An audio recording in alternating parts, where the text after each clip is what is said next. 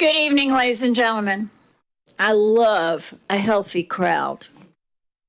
But you know that I teach school, and you know I like procedures, and I don't ever want to interrupt anyone this evening. So I welcome you to the April 20th meeting of Planning and Zoning. Could you stand for the Pledge of Allegiance?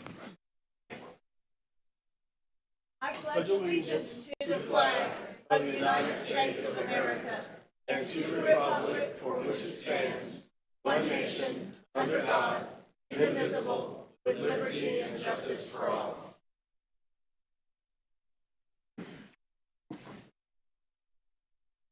Good evening, clerk. Could you read the roll call, please? Chairwoman Quiet, please. Spidell. Chairwoman Spidell. Yes, ma'am. Vice Chairman Richardson. Secretary Grant. Here. Member Perez. Member Rice. Here. Member Aton. Here. Member Riley. Here. Alternate Member Faison. Here. Alternate Member Childs. Here. We do have a quorum this evening. We do have some absent members, but our two alternatives are present. Approval of the minutes, please.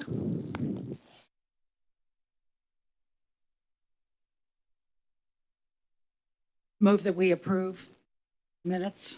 Do I have a second? Second. All in favor say aye. Aye. The minutes are approved. Staff, could you read the procedures for me, please? All persons who anticipate speaking on any public hearing item must fill out an oath card to be heard on that agenda item and sign the oath contained thereon. These cards are located on the table near the entrance to the council chamber or may be obtained from the recording secretary. This meeting will be conducted in accordance to the procedures adopted in Resolution Number 24-1997. Those speaking in favor of a request will be heard first. Those opposed will be heard second, and those who wish to make a public comment on the item will speak third. The applicant may make a brief rebuttal if necessary. A representative from either side, for or against, may cross-examine a witness. Anyone who speaks is considered a witness. If you have photographs, sketches, or documents that you desire for the commission to consider, they must be submitted into evidence and will be retained by the city. Please submit such exhibits to the recording secretary. Please be advised that the following board members, Linwood V. Rice and Thomas Perez, are dual members for the Planning and Zoning Commission and Titusville Environmental Commission, and these board members are permissible participants at each of these respective board meetings. And next, we have the quasi-judicial confirmation procedures. The following items are subject to quasi-judicial rules of procedure. Anyone wishing to speak on any of these items must first sign a public hearing agenda card and sign the oath contained thereon. Those speaking in favor of a request will be heard first. If you have photographs, sketches, or documents that you desire for the Planning and Zoning to consider, they must be submitted into evidence and will be retained by the city. Submit these exhibits to the recording secretary. Thank you so much. First item, staff. Item 8A. The first item for you tonight is old business. This was carried over from your last meeting. You tabled this item. It's Comprehensive Plan Amendment, SSA 2-2020, the cottages development. We have had some conversation with the applicant since your last meeting about your concerns. We have not received an updated plan or any updates to the application. So we don't have an update from staff to give to you. So we'll leave it to the applicant to present what they have tonight. Is the applicant present?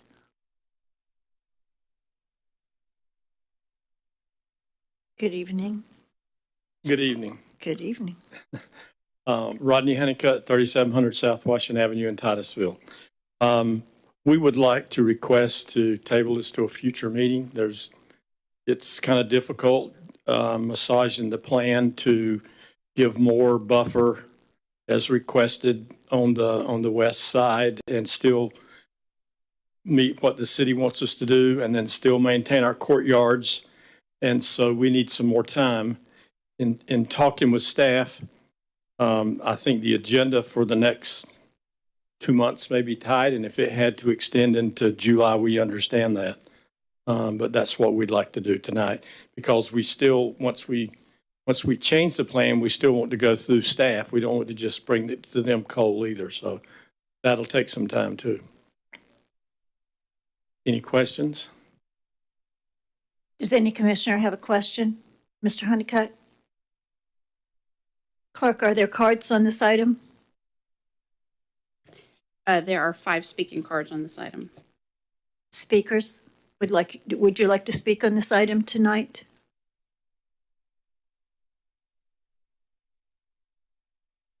We have not made any action at all yet. Come forward, please.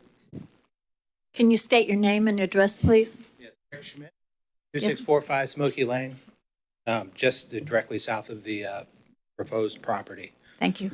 I stand opposed to the rezoning of the property at the intersection of US Highway 1 and Dairy Road. I am concerned about the traffic this large complex will create on Dairy Road and the nearby alternative routes drivers would inevitably seek out to avoid congested traffic on Dairy. Streets such as LaGrange Road, Old Dixie Highway, and Singleton Avenue, to name a few, would be impacted. The altered traffic patterns in the area would also create a safety hazard for the residents and as well likely result in the accidents for pedestrians, automobiles, and bicyclists. Looking at the planned development, I am especially concerned about how many buildings and people are packed into such a small space. On April 6th, when we had the first scheduled meeting on the rezoning proposal, the staff indicated in their report, and I quote, "A multifamily residential development is incompatible adjacent to a heavy industrial zoned and used property. The transition between the commercial and rural residential uses, such as duplexes next to 1 acre residential, could be better supported with half-acre or quarter-acre lots rather than 36 duplexes." I agree. The proposed development does not have a designated recreation area for children. Also, the very busy and dangerous US Highway 1 is across from the US Highway 1 is the Chain of Lakes Park.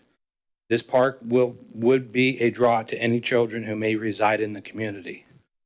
Additionally, for unbused children to get to school, they may have to first walk across Dairy Road, then walk across Old Dixie, and finally cross Singleton Avenue.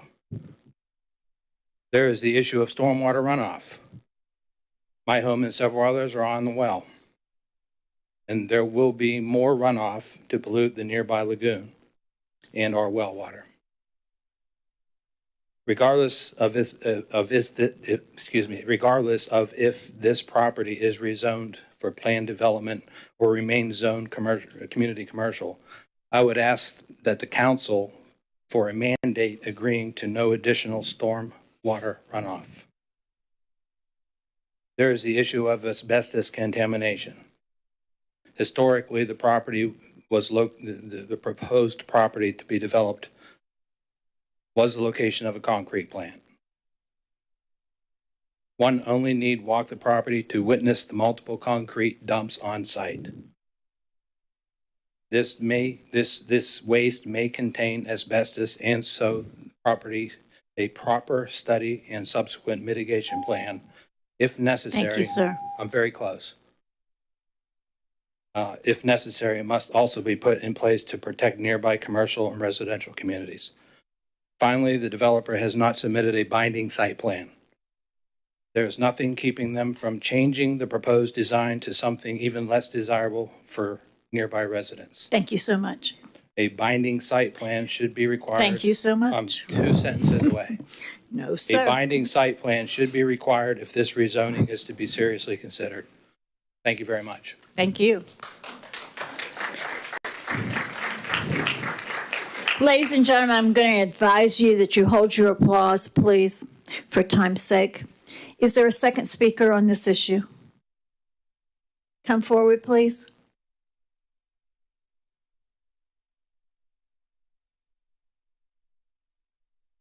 Can you state your name and your address, please? Angie Deloach Morales, 2655 Smoky Lane, Rick's neighbor. And our house basically is directly south and would be looking into this facility. We are back here again to further express our concern for the proposed zoning change for the cottages. For some of us, this is our 5th meeting regarding this particular property. And honestly, I'm starting to feel bullied. We, the community, have expressed our concerns for why we do not desire this zoning change or this overcrowded building project. There is nothing like it in this area and does not fit the existing zoning standards required by other residents in this area. The community showed up in high numbers in the middle of a pandemic to express their displeasure for the project to the builder, who assured the community if it was not desired by the community, he would not move forward. In fact, one of our spirited neighbors demanded a vote right then and there. God rest her soul, she left us this year, or she would be here on the front row and would also be speaking. The developer also mentioned another such project that was underway in Palatka as a reference, but we have been unable to locate such a place. As I mentioned at a previous meeting, the developer held another community meeting under the guise he took our concerns under advisement and made changes to appease the community. I feel this was disingenuous, as he was required to make changes by the city and completely ignored the concerns of the community, who made it clearly known this development wasn't wanted. Also indicated he would not back down because he had too much invested. At the last planning and zoning meeting, we, the community, though in smaller numbers now, expressed again our displeasure with the cottages project and submitted a petition that was signed by a large number in our community. It was mentioned in this meeting that progress is coming whether we like it or not. So whether or not our community has established standards, whether or not there are concerns over traffic, crowded site, environmental concerns, and so forth, this project is deemed as progress, whether the community as a whole likes it or not. This project is slated to go into our front yards in the city, and we in the county do not even have a vote. All we have is our voice. And tonight, my voice is expressing the concern of this so-called progress, regardless of the impact on the community. There are major concerns with this property being disturbed. It housed a cement factory for some time and then became an informal dumping ground. Was the factory properly cleaned up? Has there been soil contamination from the chemicals used at this facility or from the cesspools that lingered on the property for years? I don't know the answer to these questions, but I feel it is the duty of the county and property owner to answer these questions before moving forward and affecting more families in the name of progress. Thank you so much. Next speaker, please. Is there a third speaker? Go ahead. Yes, my name is Kay St. Ange, and I live about a half mile away on Maryland Avenue. In regards to the proposed cottages multifamily duplex complex at page 186 of your agenda packet, staff indicates a multifamily residential development is incompatible adjacent to a heavy industrial zoned and used property. Why should Planning and Zoning Commission approve rezoning that is considered incompatible by staff and code? That's exactly what the cottages applicant is asking for, multifamily residential next door to Brevard Lumber's heavy industrial zoning. Consider denying this application and zoning as a multifamily development is incompatible next to heavy industries such as Brevard Lumber or any of the other possible usages of this industrial property.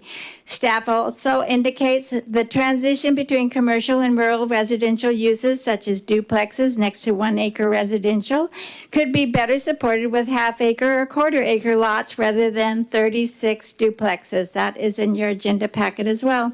Indeed, most of the properties on Smoky Lane are 1 acre in size in this rural county setting. Staff indicates that half-acre or quarter-acre lots would be more suitable than 36 duplexes. Again, why should Planning and Zoning approve of an application and rezoning that is unsuitable transition between commercial and rural residential use? Consider the residents of Smoky Lane who have lived on these acres lots for generations and who would much prefer half an acre or quarter acre lots rather than row after row of 36 duplexes adjacent to them. As commissioners indicated April 6th, this proposed project is too crowded for such a small space. Such crowded conditions often lead to conflicts. The complex offers no playground, and the closest is across the dangerous Dairy Road and US 1 highway intersection. Many of the duplexes have no parking spaces next to them, making it difficult for senior citizens, handicapped, or mothers with infants. Imagine walking in a thunderstorm from your parked car past 3 duplexes to your duplex carrying groceries and a toddler.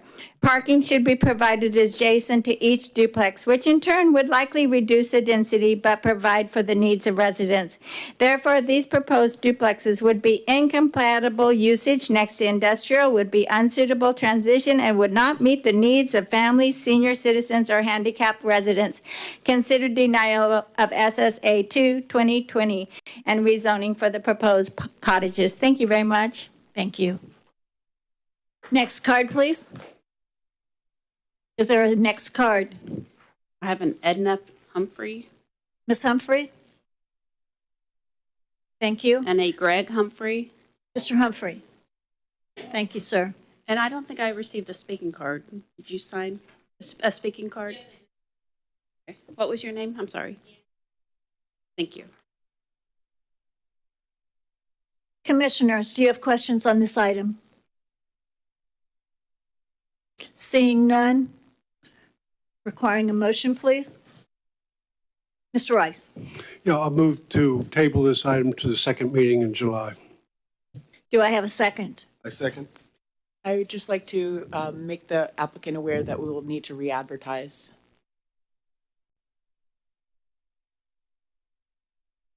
Thank you, Mr. Honeycutt. Thank you, Clark. Roll call vote, please. Member Riley? Yes. Member Childs? Yes. Member Aton? Yes. Secretary Grant? Member Rice? Yes. Member Faison? Yes. Chairwoman Spidel? Yes. The motion is unanimously tabled. Thank you, speakers. Appreciate your attendance. 9A, Small Scale Comprehensive Plan Amendment SSA number 1-2021, Windover at Windsong. Staff, please. So Commissioners, this item was brought to you before back in February 16th. It had to be withdrawn due to some application issues. Those have been resolved. So this hearing today is your formal hearing about this application, and your recommendation will go to City Council. I apologize. I had to move because the a little crowded in here, so you'll have to look a different direction towards find me. The application begins on page 65 of your packet.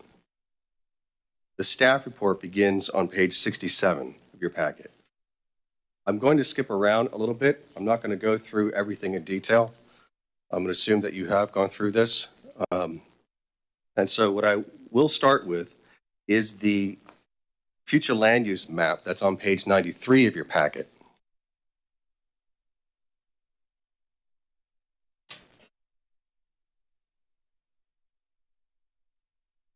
So just to give you an understanding of what's being requested here, what is there on the property and what is being requested, what's here now is you have 2 different land use categories or designations from the city's comprehensive plan. The first one is what's called a commercial low intensity, and that is located on the north part of the property that's immediately adjacent to Columbia Boulevard. The south portion of the property has another designation called conservation. The applicant is requesting to change the land use or amend the land use on this property as illustrated in the image on the right side of that page, on page 93 of your packet. So you'll see that the area to the east part of this property adjacent to Windover Way, if approved, will change the land use from conservation to low-density residential. The conservation land use, let me start with the commercial low intensity, does not allow any residential units. The conservation land use has a maximum density of 1 per 5 acres, and a low-density residential allows 5 units per acre. The applicant is requesting this based on the comprehensive plan strategy section 1.6.3.2. Now, I've included this section of the comprehensive plan in Agenda Star on your computer. So if you'd like to see that, or I can point you to our staff report page, which also repeats it. I'm just going to read it out to you.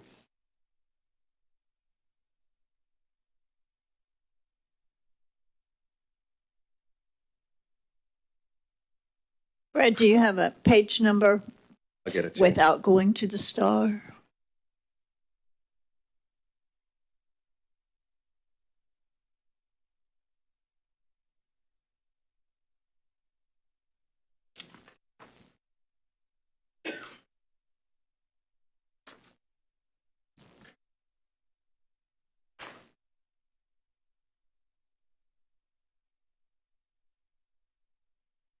Okay.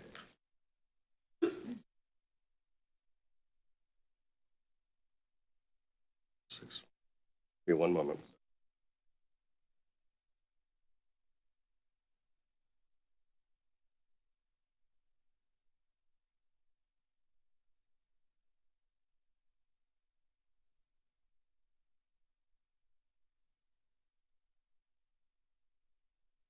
You don't have a page number?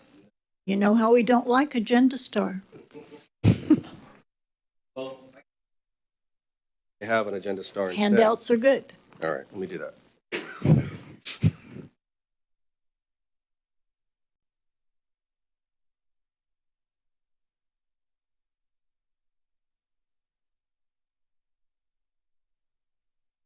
You do.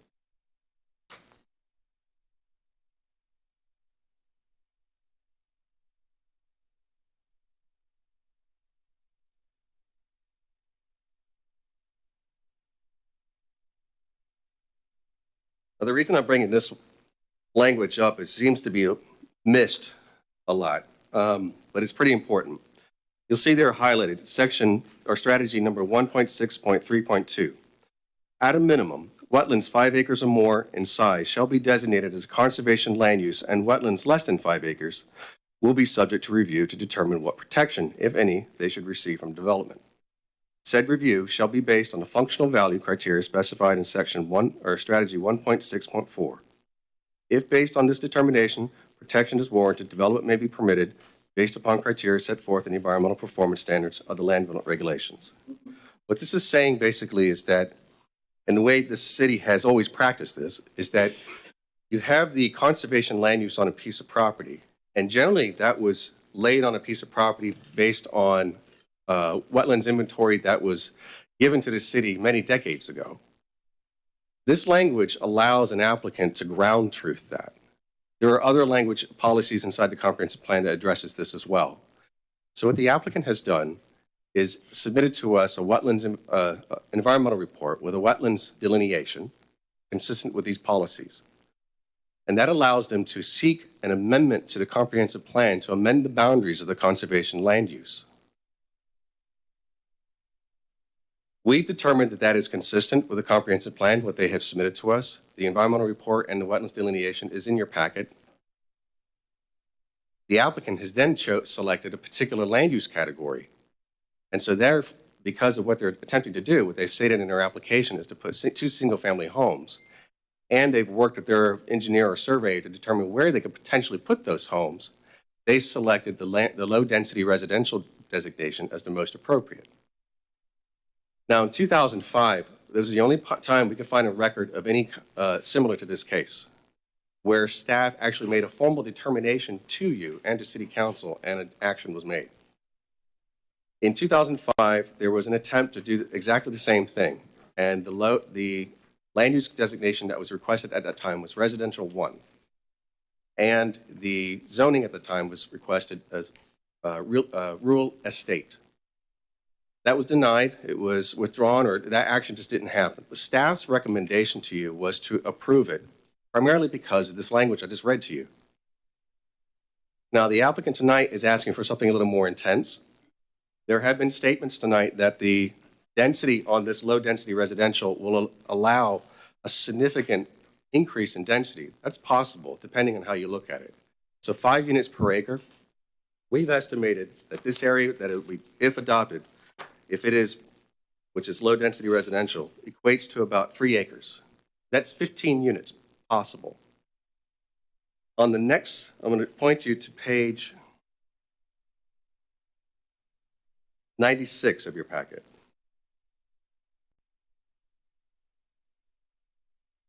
This is the map showing the existing zoning and the proposed zoning. So you see the map on the left side, you have the community commercial zoning district, which is consistent with the overlying commercial low-intensity land use designation. And then on the south side of that property, you have the OR, which is an open space and recreation zoning district, which is consistent with the conservation land use designation. Zoning districts must be consistent with their land use designations. We can't rezone property, we can't develop property unless it's consistent with the comprehensive plan. The applicant is therefore requesting to change the zoning underneath what they're proposing to change the land use. So you see in the map on the right side, a portion of the community commercial zoning district will be amended. The area that is considered to be upland, outside of what is considered to be wetland, will be changed to R1B, which is a single-family zoning district. The zoning district itself states in the code that you can have a density of 5.8. However, you can't exceed the comprehensive plan, so it's limited to 5 units per acre. Then you look at the zoning district and you see what the development standards of that code state. And there are minimum lot sizes, there are minimum frontage requirements and other requirements that a developer would have to, or a property owner would have to adhere to, depending on what they're trying to do. So we estimated on the land use, I've already mentioned 15 units per acre, but in the zoning, with the development standards there, maybe half that, maybe 8 units total is possibly all you could put on this property. But then there are other additional constraints. So if you try to divide that area there that is R1B into lots that meet the minimum requirements of size and width of that zoning district, you're probably going to reduce that down dramatically. We don't have, all we know on this property right now is there's an FPL easement going over a huge frontage right there along Windover. That might be an access impediment. And there may be other constraints, even just on the upland portion, that may limit the number of residential units that could possibly be divided in this area. Now, the applicant has stated in their application their intent is just to put 2 homes. Based on conversations they had with us and their surveyor, they are seeking the R1B zoning district, mainly because of the setback requirements in there. So they believe that within the zoning district, they can build 2 single-family homes without violating the code. In other words, they can meet the setback requirements without having to seek a variance. There has been talk about why not keep it OR, even though the land use might change. Why not keep it as an OR zoning district? That's possible. We don't have any objection to that. They can still build 2 houses on there. The question that the applicant is probably going to state to you is that means that I have to still, I won't be able to put the number of homes that I want on there. And I might not be able to put them where I want them because of the constraints of the setbacks within the OR zoning district and the fact that if I can't change the line of that where that community commercial zoning district abuts the OR and the R1B zoning districts, then I'm going to have less of an upland to be able to work with. So those are the issues that the applicant has stated to us. There has been statements made about the fact that we did not provide the analysis that is consistent with the code and the comprehensive plan. And I think that's incorrect. We've stated many times what the applicant, their intent is, but they did not provide to us a binding plan. They did not submit to us a statement that they would like their density limited, have a limitation rather, or some kind of control on the property. You have that ability to make those recommendations, and City Council has those ability to make that call as far as since they're the final arbiter on this. The applicant can submit, if they like, even tonight, something to you if you request it, if they agree to that. We reviewed this application based on the most intense uses, and we stated that in our staff report, and we stated that to you before in other applications. We also did a concurrency review. We updated our concurrency reviews even today. We looked at it again to see if 5 units per acre with 15 units on there would trip a concurrency issue. We ran it by our Water Resources Department and our traffic engineer. There was no issue. Cutting it down to 8 units only, or cutting it down to 2 units, it's almost de minimis. No impact. So there's no request for a traffic study. Now, another question that's come up is there might be a possibility that if this is approved, that the applicant could sell the property and someone else could probably take it and develop it to what it's vested now, if it is approved. That is true, and that does happen. So again, you would have to make that decision as to whether, one, is the land use appropriate? It's a policy decision. And that's just it's your legislative act that you have to make, a decision you have to make. Once that is decided, and we believe it is consistent with the comprehensive plan, mainly because of the policy and strategies I read out to you, and to other policies that we've identified in our comprehensive plan, or in our staff report, rather. If you decide that the land use is appropriate as a policy decision, then you need to look at the zoning separately as if, is what they are requesting consistent with the adopted comprehensive plan amendment? You can make that decision as to whether the zoning request is inappropriate here. That's possible. You could add conditions. You could suggest to the applicant that they try a different zoning district that's less intense. That is a possibility as well. You can't ask them to do something more intense than that, because then they'll have to go through the rehearing or re-advertise this. But something less is okay. Or you could reject the rezoning and say that the OR zoning is appropriate. There have been statements, too, that the existing zoning district is permanent. It's permanent until City Council says so. Every property owner has a right to seek an application for a rezoning and to have that heard. That's all I want to say about that. Compatibility of this request to the surrounding area. We found that what they are requesting is no less compatible than what's surrounding there. There is multifamily to the north of this property. There's some multifamily even further down the road on 405. There is a commercial property, zone property adjacent to this. There's a commercially developed piece of property. 405 is an arterial. It is a major road, and a typical land use transition is you'll see commercial or multifamily, and then single family, and then you'll have less intense types of uses beyond that. So we did not see that this land use and this zoning request as incompatible with this area. There is there have been statements about if the current zoning must stay if there have been no changes in the development in the area. Well, that's also debatable. There's Summer Hill Apartments, which was built in 2005. There's a sheriff's office across the street, it's built in 2005. We have other developments coming in here. I think the interpretation, too, that if that criteria in our code is strictly based on whether rezonings have happened, then I think you'll never find a rezoning happen. So I think that is an incorrect interpretation of the code, and that is basically what we should say is what kind of development patterns have we seen in this area and what kind of growth patterns have we seen in this area over time. So again, we believe that our analysis is correct and our recommendation is correct. We do not have an objection to what is being requested here tonight. Again, you do have the ability to recommend conditions or to ask the applicant to seek a different zoning district. With that, I'll try and answer any questions you have. Do you need questions now, Mr. Parrish, or you want to wait till after? That's up to you. Okay. Do commissioners need to ask Mr. Parrish questions after? Excellent presentation. Thank you for answering a lot of our questions. Mr. Faison. Mr. Parrish, so you mentioned that there is a less intense zoning that could be used. What are some examples of some less intense zonings that could be used for this property? Well, like I mentioned earlier, in 2005, there was a request to change the zoning on the property to RE, which is a residential estate zoning district. I believe that allows 1 unit per acre in there. And then the land use designation at that time that was requested was residential 1, which is a 1 unit per acre. So that's staff recommended approval of that at that time.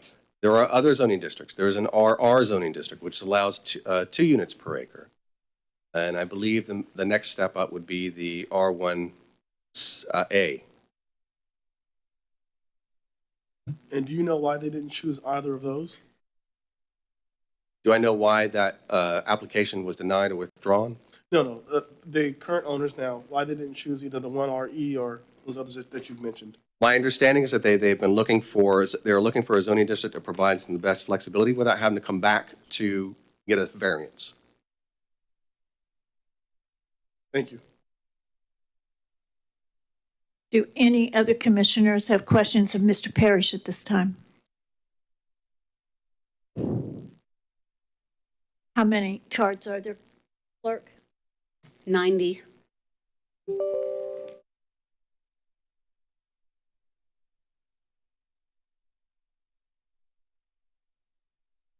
Mr. Parrish is a commissioner.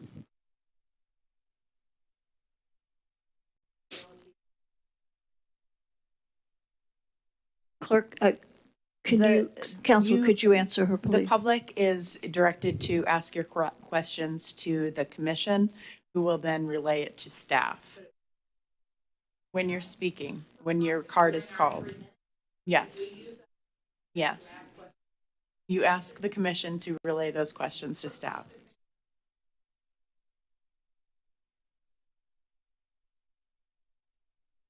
There won't be, you will relay your questions that you wish to be asked of staff to the commission. When you have your speaking time at the podium. Yes. Thank you. Thank you for clarification. Let me, with 90 speakers, I want to be economic, but I want to hear as many people as possible, of course. You have 3 minutes. I would like you to restrict applause to the end, only because it does take a tremendous amount of time, whether you realize it or not. I understand the emotions, and I understand why people are here. And we are here to listen to you. Clerk, could the applicant please come forward?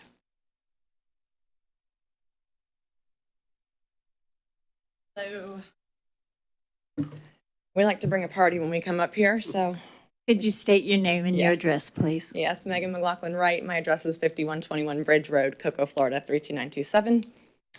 And Jason Wright, same address, 5121 Bridge Road, Cocoa, Florida, 32927, unincorporated Burrard, which most of us.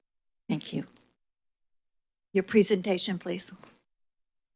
our presentation, our story is the same. We are building 2 houses on 2 separate 5-acre parcels. The reason that we presented the zoning we did was because of the setbacks. It's not changed.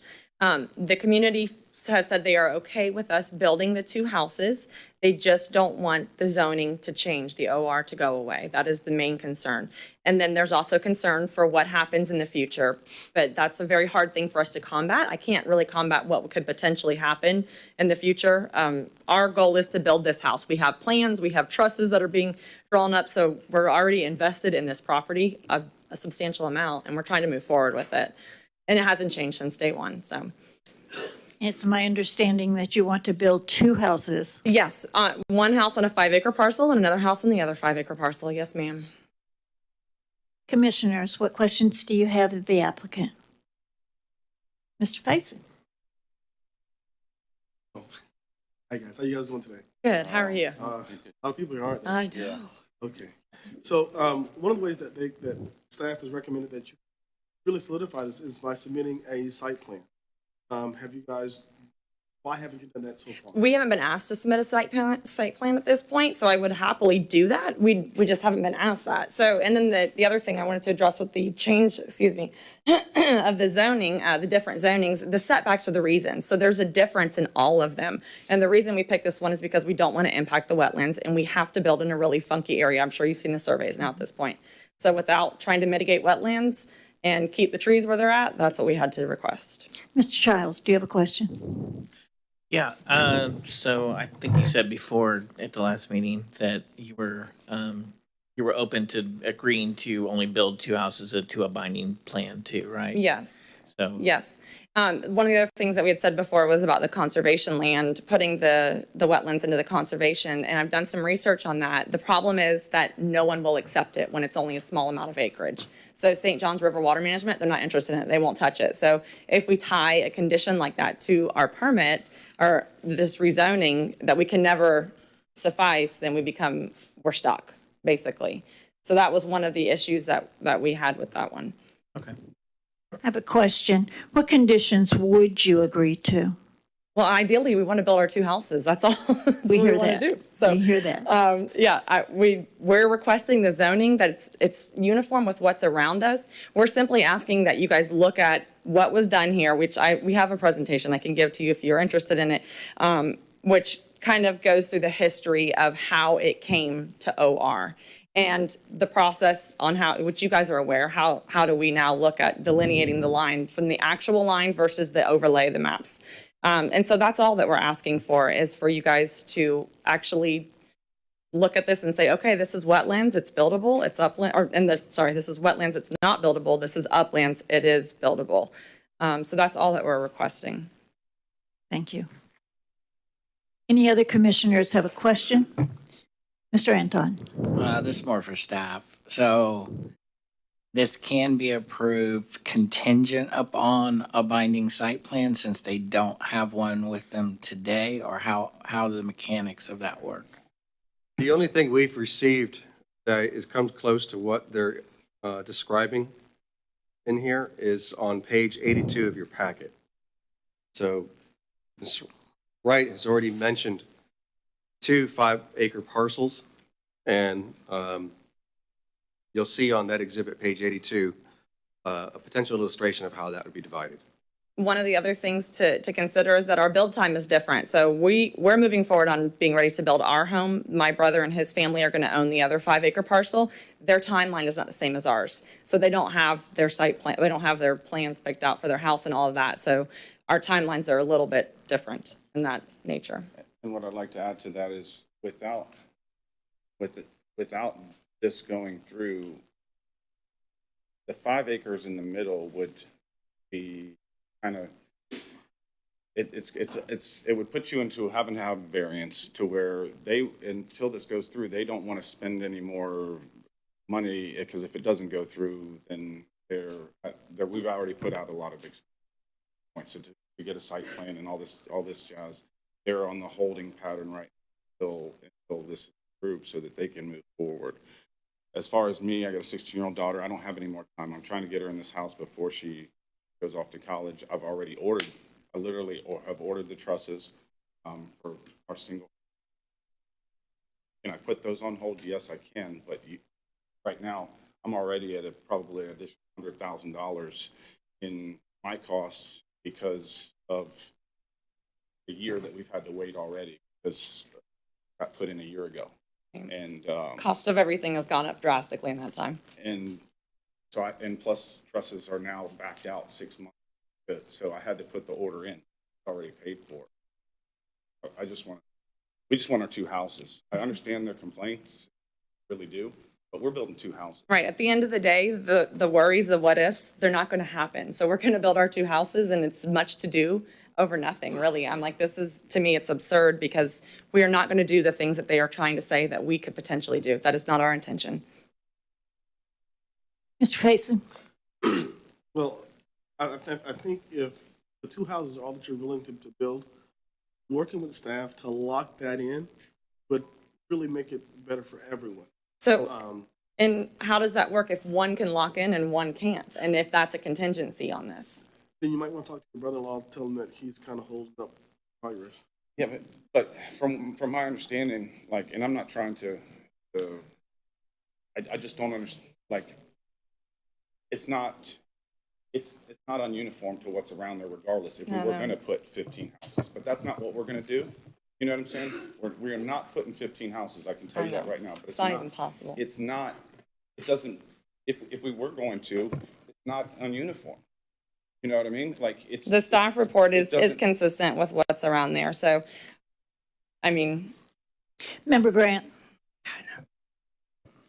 Mr. Parrish, if zoning stayed the same and a CUP was enacted, what would be the conditions of that CUP? I do not know. I'm sorry? I do not know. So there was a CUP that was approved previously, but it depends on what's being submitted at that time. And for us to determine what conditions would be imposed at this time, I wouldn't know. I'd have to see what that conditional use permit. And it would be up to you to make a recommendation to City Council what those conditions would be. Someone had said that if a CUP was used, that the lots would have to be subdivided from the parent property. I'm not quite sure what that means. Maybe you can educate me on what that means, or maybe Mr. Rice can, since he's in this. And the other one said there must be a stormwater plan. That was sort of conditions of the CUP. And I assume there was the original CUP, which was 11/2007. There is. We have all of the documentation on that, and there was a stormwater report that was done as well at that time. And they must comply with any criteria from permitting from the Florida Department of Environmental Protection, St. Johns River, and all that. So, well, who knows what that means. But That would be true if they're going to impact the wetlands. Right. right, but the wetlands would not be impacted if everything stayed the same. If my understanding of this is correct, if they can build what they want right now, but it would require a CUP, right? Yes, sir. Okay, and it would not infringe upon the wetlands. Depends on what's being submitted to us. So if the application that is submitted to us states that they have no intention of impacting the wetlands with a CUP under the OR zoning district, then we will evaluate it based on that. What is the lot line, the specifics as far as how far do we have to stay off of that wetland line for a CUP? Not impacting the wetlands. I know, but the distance is different for the conditional use permit. That was my understanding. Ma'am, is your question to me or the commission? That's who it should be directed to. Okay. So my understanding was that the distance from the wetland line is significantly different with the CUP. We would have to request a variance at that point, which would again require all of this. Which Similar is- process. Is that Which is originally why you were requesting this. Well, no, that wasn't originally. Wasn't that, We are requesting this zoning so that we don't have to go through the variance process. thank you, And yes. thank you.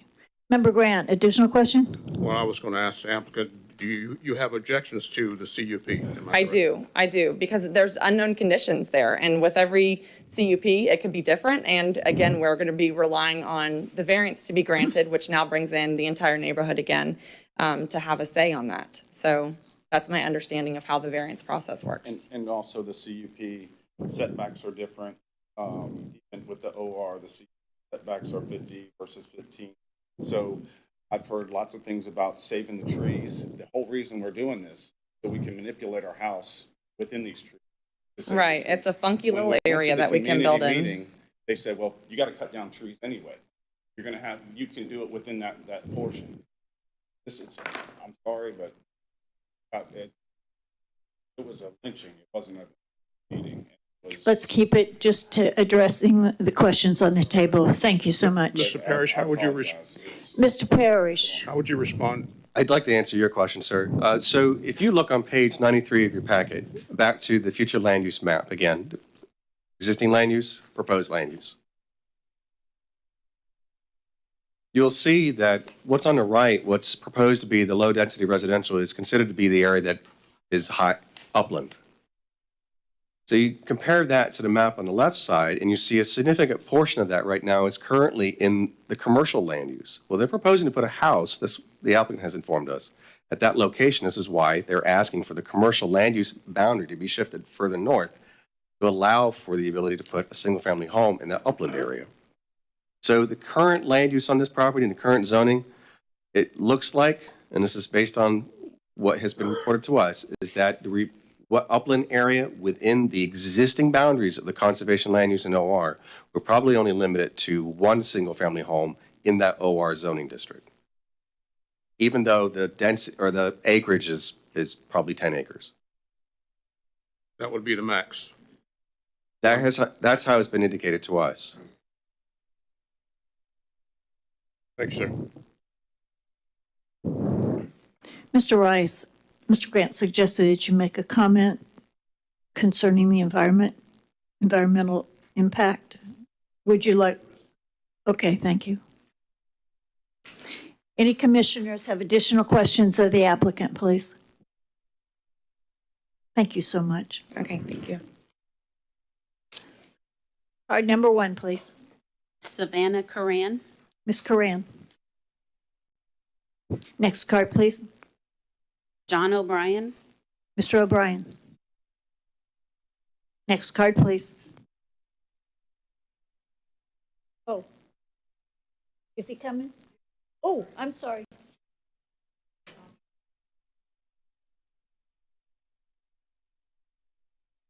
Thank you, Mr. O'Brien. I'm sorry I didn't see you. Could you state your name and address for me, please? Name is John O'Brien. Address is 3620 Foxwood Drive.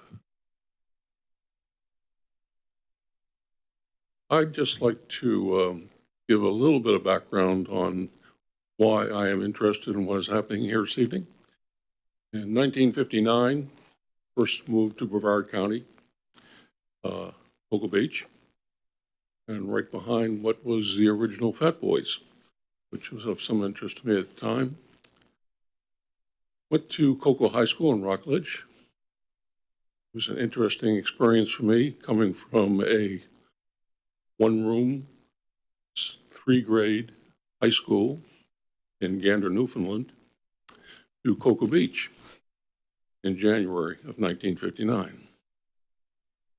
So watching the changes that occurred at that high school and moving from playing hockey at a high school to playing football was quite a change. It was quite a change, too, in other forms.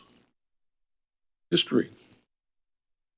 Never had any U.S. history, all Canadian history.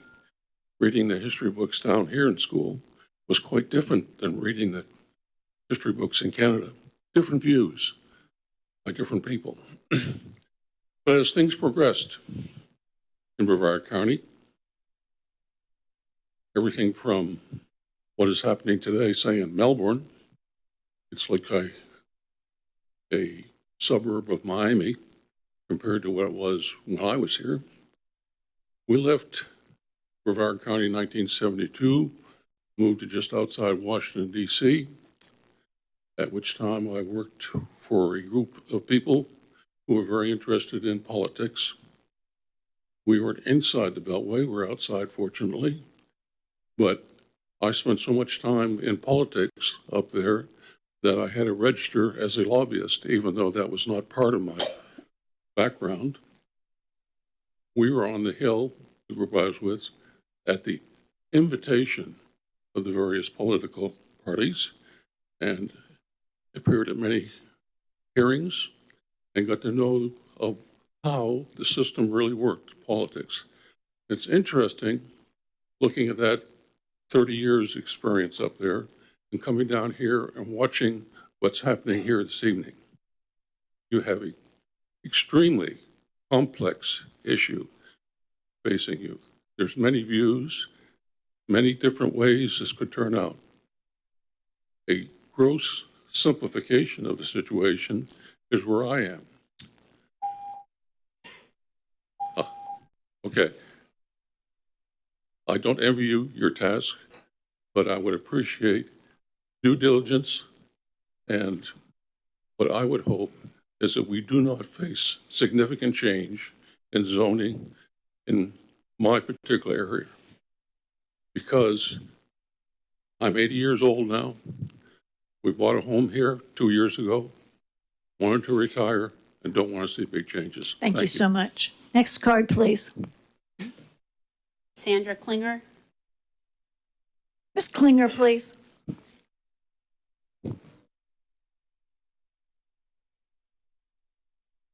Before you start my time, I'd like to give you a little orientation. I'd like you to separate your packets, please. I've provided you with written documentation, and one has background supporting evidence that I'll be referring to. I think commissioners have, has everyone received Ms. Klinger's packet on email, please? well, and also I gave you a written copy and you can pull them apart. The exhibits are in a separate pile. Sandra Klinger, 2680 Bobcat Trail, here to speak in objection to the proposed recommendation. I want to start by saying we do not object to 2 single-family residential homes being built on the property with a CUP, with the existing conservation land use or a more appropriate low-density land use like Res 1 on the property. We support such a CUP just as we did for the previous landowner. They're asking to increase the density change from 1 unit per 5 acres to 5.8 units an acre. That is the density. Based on, as the packet you have received, there are no binding anything in it. So based on that, based on the review criteria set forth in policy, you are to review this based on the most intensive land use and maximum intensity and or density of what the applicant is requesting. That is the lens that you're to use to make this review. I've included plenty of reasons for objection. First of all, the change is not necessary to achieve the proposed development goals of 2 homes. The existing zoning is deemed correct when you look at, for example, if you look at Exhibit B, there's a map, a broader view of the actual zoning that is in the area. You can see what the dominant zoning pattern is. It is not 5.8 units an acre. It is not multifamily. It is not commercial. It is large lot, low density, single family residential property. If you go next, the proposed increased permitted density is not consistent with our surrounding development, as in Exhibit B, and it is not consistent with the unique environmental sensitivity of the property. I'd like you to flip to one area that we're going to need to spend a little bit of time talking about. If you'll flip to Exhibit F, there's a lot of discussion about we need lower lot line setbacks. So if you look at the map on Exhibit F, this was created from the Titusville maps the Titusville GIS sent me. So I just overlaid, this is the delineated wetland boundary that the applicant submitted to the city. In the applicant's environmental assessment, it says there is a 25-foot setback buffer requirement for wetlands. That's required. That's a construction buffer. You have to stay out of that when you're developing. So when you look at this map, I'd like you to look at the south lot line that adjoins Wendover Farms. The width of the wetland itself is about 35 feet.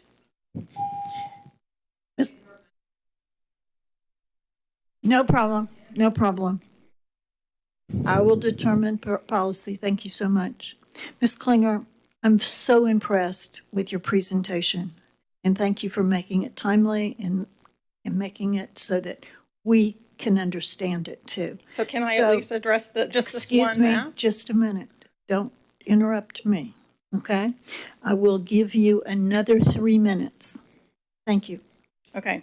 So if you look at the map, you can see the width of the wetland itself, plus the wetland buffer that they have to stay out of, is already more than the 50-foot lot setback line that OR requires. The back lot line is fully in the wetland, so there is no lot setback issue there. The line between the 2 properties is essentially fully in the wetland, so there is no lot setback issue that would impact the development envelope for this project.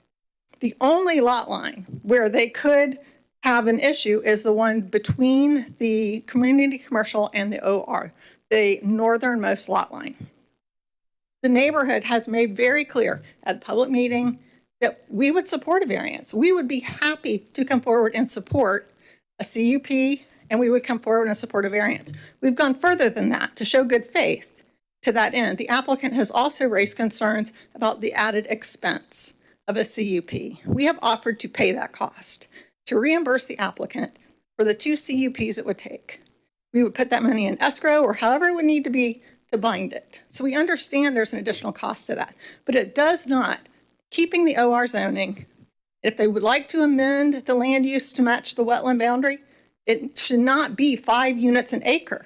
That is not compatible with our community. That is not compatible with the environmental sensitivity of the property. It is not compatible with old growth, high large DBH trees that make up that property. If you're trying to save the trees, 5.8 units an acre is not how you do it. Let's see, there's one other issue. Oh, they also had expressed to us concern over the home square footage minimums. And that was another reason that they selected R1B. OR has no minimum for square footage. So OR meets that standard as well.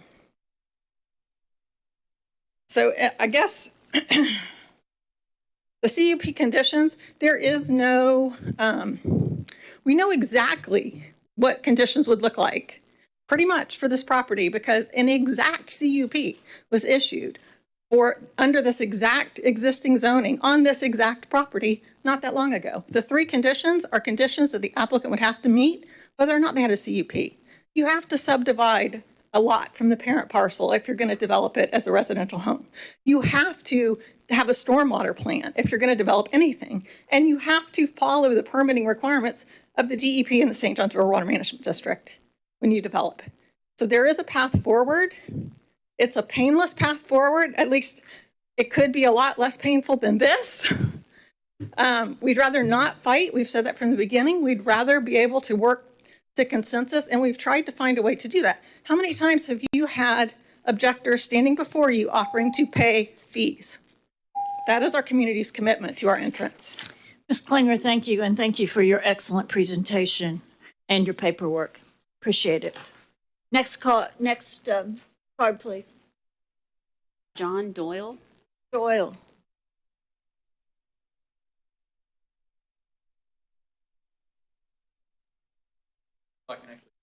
Okay. Okay, my name is John Doyle. I live at 8178 Wendover Way. I'm here tonight representing myself as a homeowner in Wendover Farms and as the Vice President of the Wendover Farms Community Association.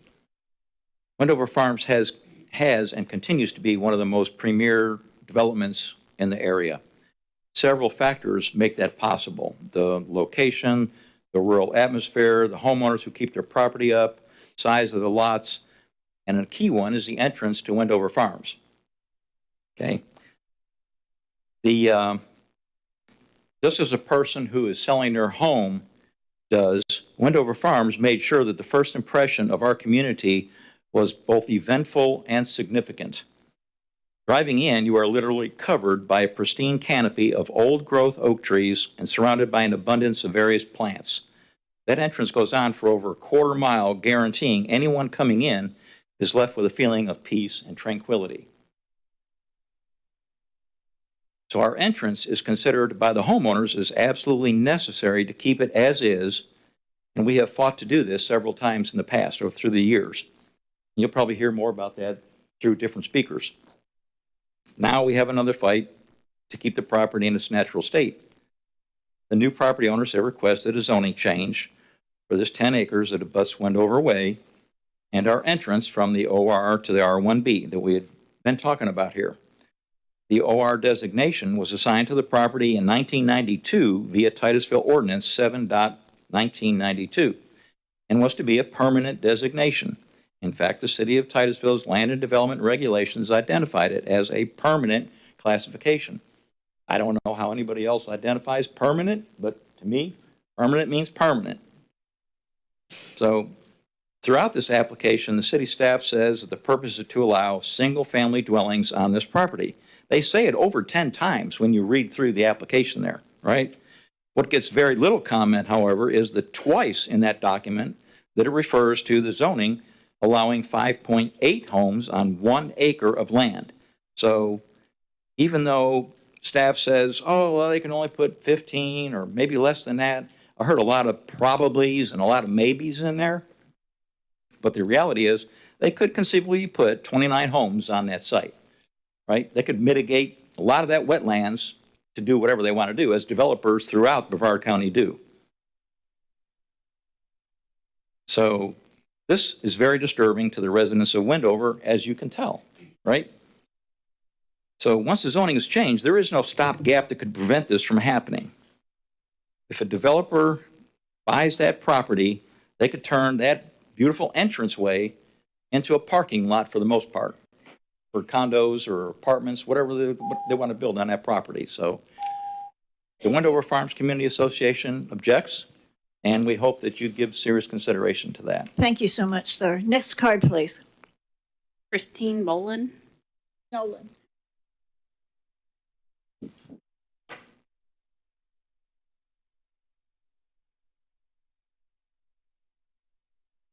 Hi there. My name is Christine Boland. I live in Wendover Farms, address 2755 Armadillo Trail. So tonight I thought I would bring up a few upfront disclosures, clarifications, and questions. First, I just want to ask if there are any members of the P&Z Commission that will need to abstain from voting on SSA 1-2021. It's my understanding that the owners have ties to some of the same professions as P&Z members. Anyways, as you can see here, we have a sign, Meet the Owners. I believe you all have a packet with these exhibits. First of all, Megan Wright is a realtor for Rocket City, and her husband, Jason Wright, is a certified building contractor. Megan Wright is also running for Brevard County School Board District 1. My second topic is at a prior P&Z meeting, the topic of binding development plans was brought up. After some research, we've uncovered the reality of binding development plans, which in the Titusville land development regulations are actually called site development agreements or binding development agreements. There are several issues with binding development plans or binding development agreements, any one of which make that route unacceptable to Wendover Farms. The severability of a development plan does not address our core issue with the increased development density that R1B zoning allows over and above the OR zoning. Any development plans, limited scope, and limited duration does not prevent the maximum development density of any zoning category. So I have quite a few points here, but number one, the binding development plans do not appear to be very binding. These type of plans are between the city and the landowner. They are in no way between the local community and the landowner. Number two, all existing ordinance and regulations governing the development of the land at the time of the approval of a development agreement are applicable to the development. Number three, binding development plans expire after 5 years. Number four, within a 12-month period, the city may take action to terminate the binding development plan. If the owner has not demonstrated good faith, the agreement may be revoked or modified by the owner, or modified by the city upon 30 days notice to the landowner. The amendment or cancellation of the development agreement can be done by mutual consent of the city and the owner of the parcel of land. I just have Just 5 more. A second. How much time do you need? Maybe another 3 minutes. Whoa. 2 minutes? How about 1.5? Deal. Deal. I'll take what I Okay. can get. Talk faster. Okay, so once the initial build takes place, that was the subject of the binding development plan. The binding development plan then is no longer applicable. So any further development on the property, even if it's the same owner, is not bound by anything that was in the previous binding development plan. Binding development plans are not portable to any new owner if the property is sold. In other words, if a binding development plan is incorporated into an approved rezoning action and the property owner sells the property to a new buyer, the agreed to binding development plan does not stay as a deed restriction. The binding requirement does not transfer to the new owner. Once a binding development plan expires, then the local community is not the authority to reinstate it. Only the city can if they so choose. Once a binding development plan expires, the local community cannot ensure any further binding development requirements are on the replanned development. So the reality is binding development plans will not address any one of our issues and certainly not all of our issues with this rezoning application. Binding development plans and all of their limitations will not address our concerns. We object to the proposed zoning and land use changes, and it should be denied. Thank you, Ms. Bowen. Thank you. Next card, please. Helen Roth. Ms. Roth. Ms. Roth? Nope. Next card, please. Carlos Novelin. Mr. Novelin? Mr. Novelin? Next card, please.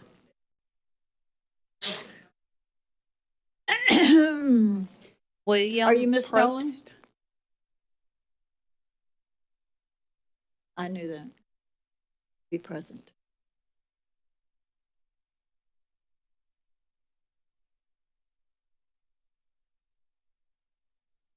Clerk, could you raise? No, we're okay? Okay, next card, please. William Probst. Mr. Protes.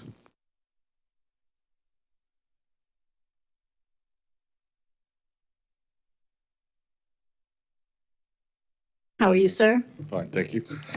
My name is William Probst. I live at 6095 Wendover Way. I only have a short thing to say. During our last meeting where we were together with the owners so that they could further explain their desires, I was listening and they looked me dead in the eye and told me that they only wanted to build the 2 houses and that the reason that they wanted this change in zoning was so that they could save some trees.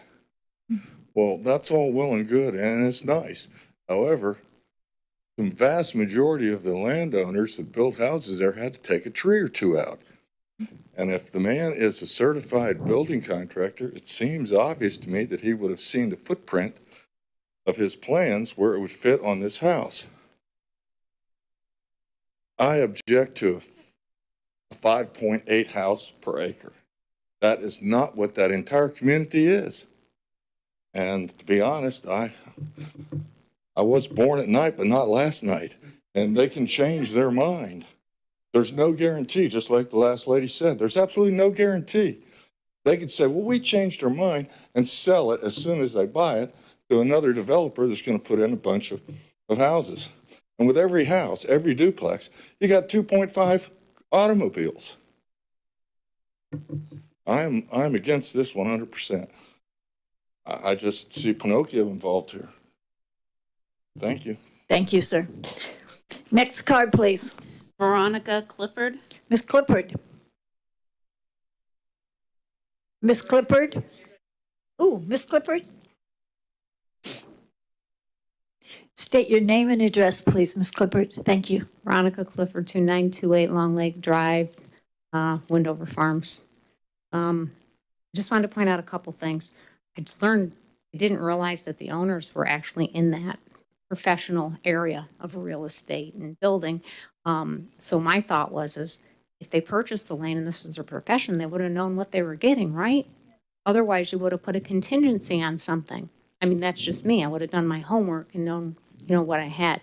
The other thing was, there was a comment made about the property being very similar because there were homes. I don't know his name.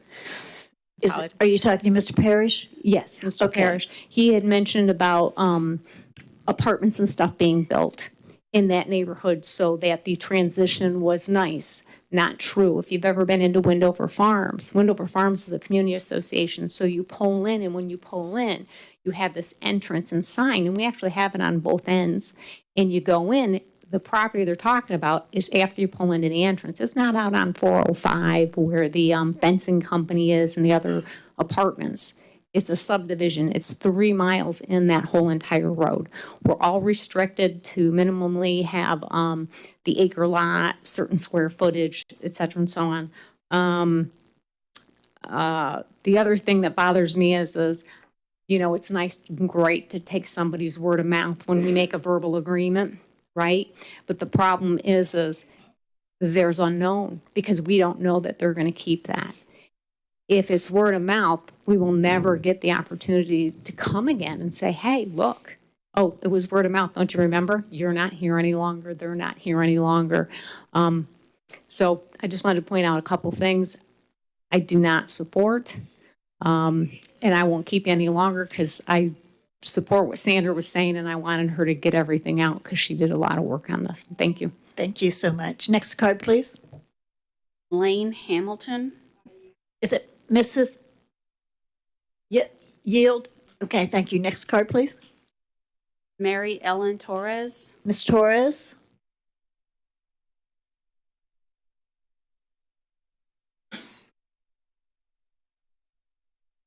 Good evening. I apologize for my dress. I didn't have time to change.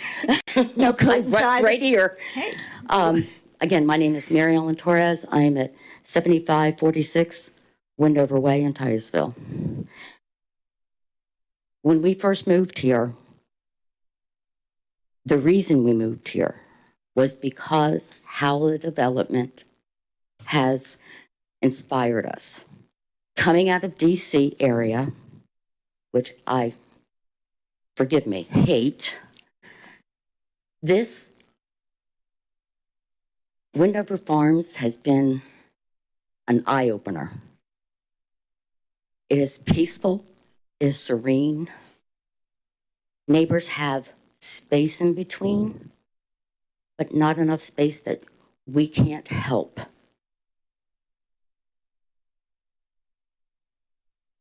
My concern is coming in at the entrance at 405 into Wendover, that beautiful area will be destroyed. And we can't have that. We like the area the way it is. One of the reasons we moved to this area is because of how it looks.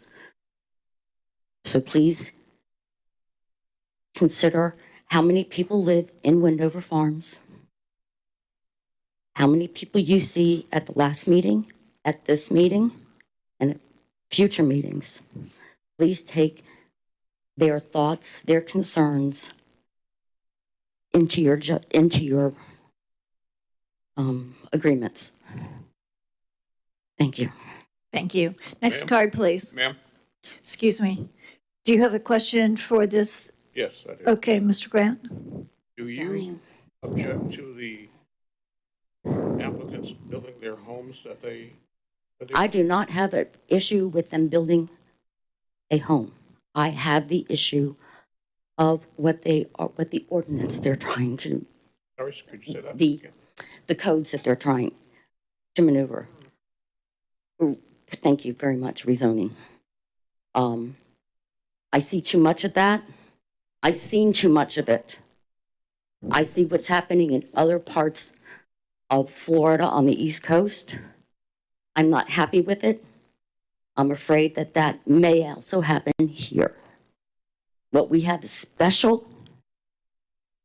What we have is nurturing, especially to our children, our grandchildren, and great-great-grandchildren who will come to love this area. Thank you so much. Thank you. Next card, please. William Wright. Mr. Wright. Mr. Wright. Next card, please. Louis H.E. Mr. H.E.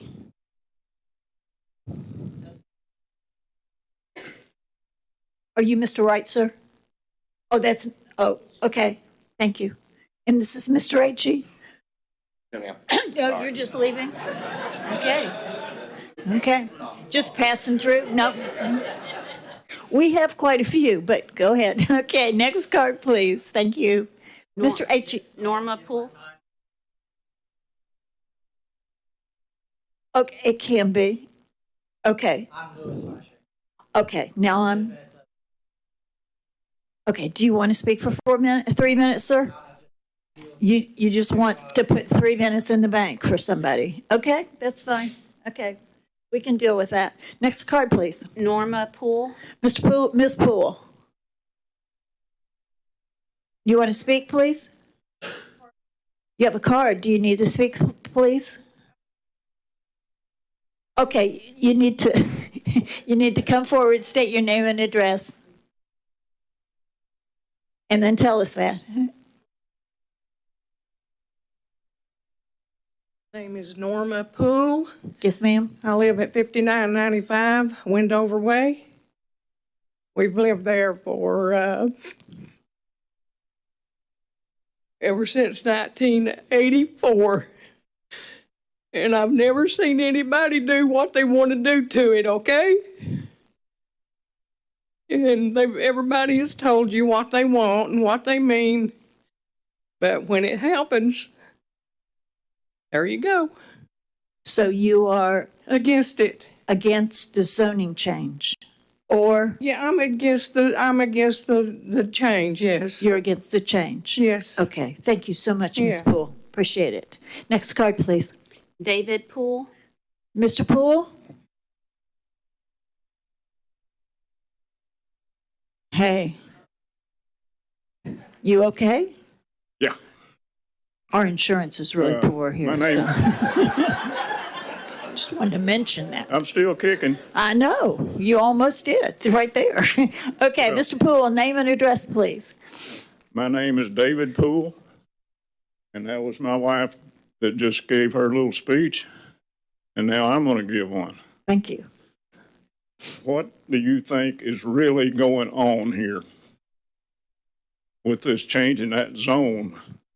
2 houses can be built on the zoning that's there now.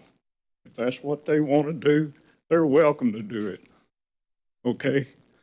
But if you approve a zone change, and when the property changes hands, and it will, not if, it will change. And then the new owner is all set for his high-density dwelling, 5.8 per acre. That's what's going on here. Don't you see it? That's all I got. Thank you, Mr. Poole. Next card, please. Cynthia Jones. Ms. Jones.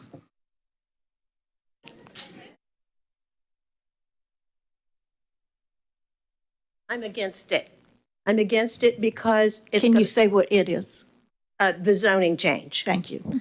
Now, we're offering to pay for the variance, so there's no problem with that. There's no reason to change that zoning.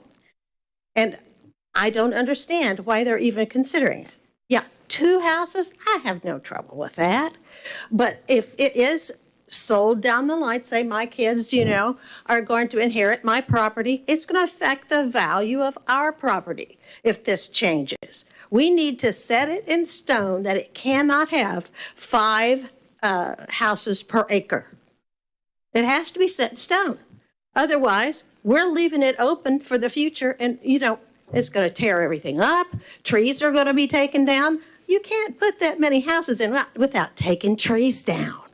So, they could go in there and take whatever, variance they need. And if that could be already established, there wouldn't even be necessary for a variant hearing. I don't know how that, is put together. But I'm looking at the future. And we can't let them sell it down the line. We all die. And that goes to the next person. And then who knows what's going to happen. So we need to set it in stone, people. And that's it. Thank you so much. Next card, please. Diane Taylor. Ms. Taylor. You could, yes. Who's Connie? Is Connie the next card? Okay. Okay. You got 3 minutes in the bank. Next card, please. Richard Pelletier. Mr. Pelletier? Thank you, sir. Next card, please. Donita Murray. Ms. Murray. Conversation. Good evening. My name is Danita Murray. I live at 2881 Long Lake Drive. We purchased our property almost 3 years ago. We bought it because it was residential. It was spacious, rural. It was country living, not far from town. I think we all know that greed can take over. I could talk someone into changing the zoning, changing the land use, and I may have perfectly good intentions. But when I sell that property, I don't know I don't know the person who buys it, what their intentions are going to be. I feel strongly it is unconscionable for us to consider changing the land use or the zoning. These folks knew where the property was. They knew the current zoning restrictions when they bought it. Changing the zoning would impact all of the neighbors potentially, and I'm strongly opposed to it. Thank you. Thank you. Next card, please. Lindsay Grizzle. Ms. Grizzle?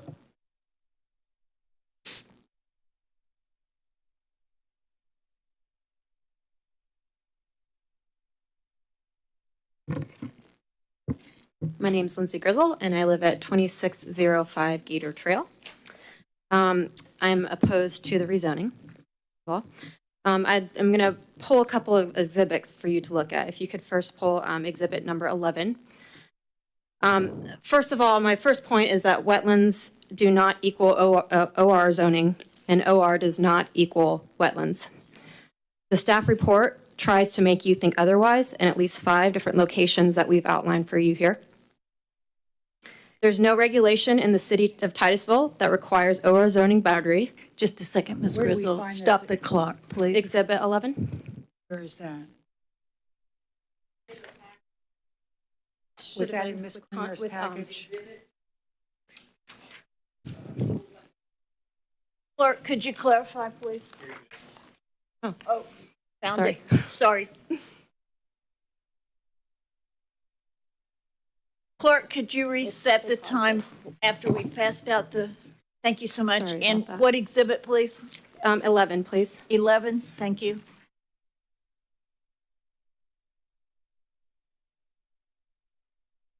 Reset.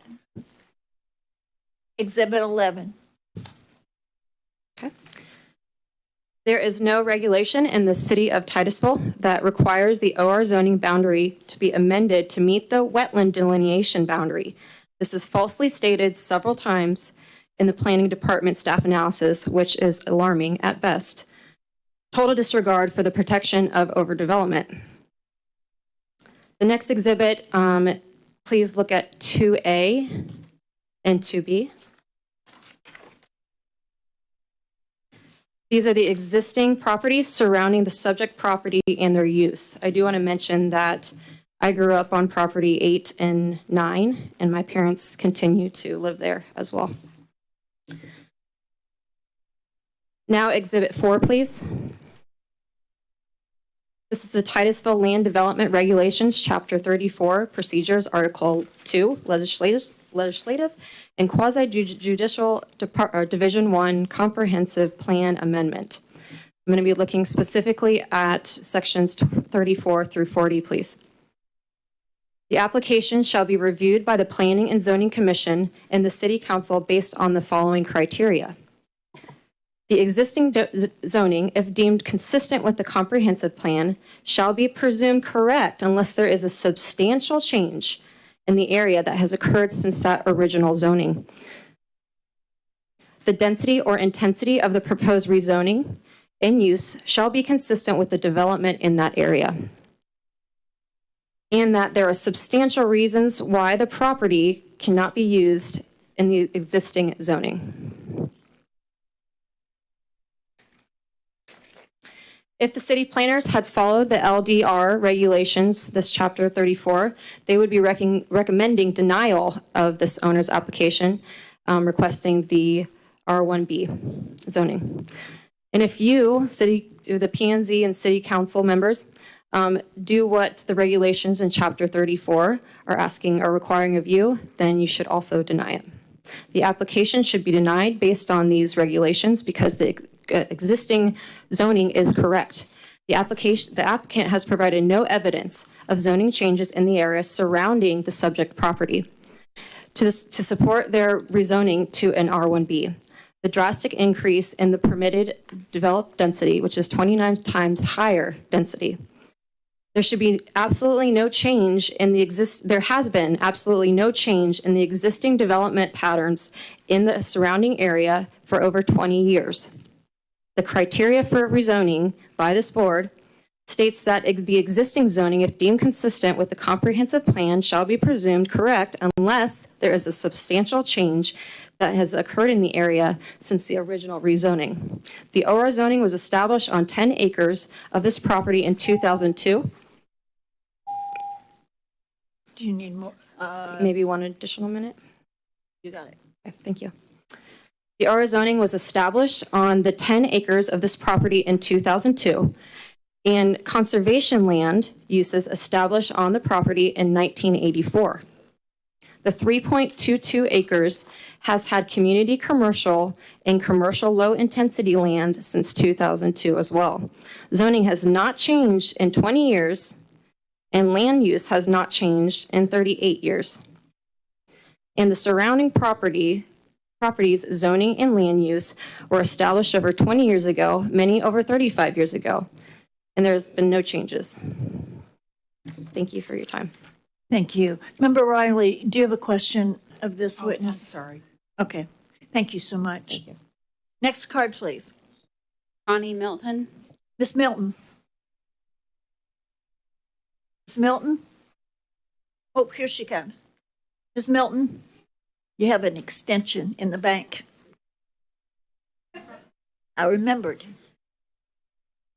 First thing, my name's Connie Milton. I live at 6822 Wendover Way. We've been there for over 20 years.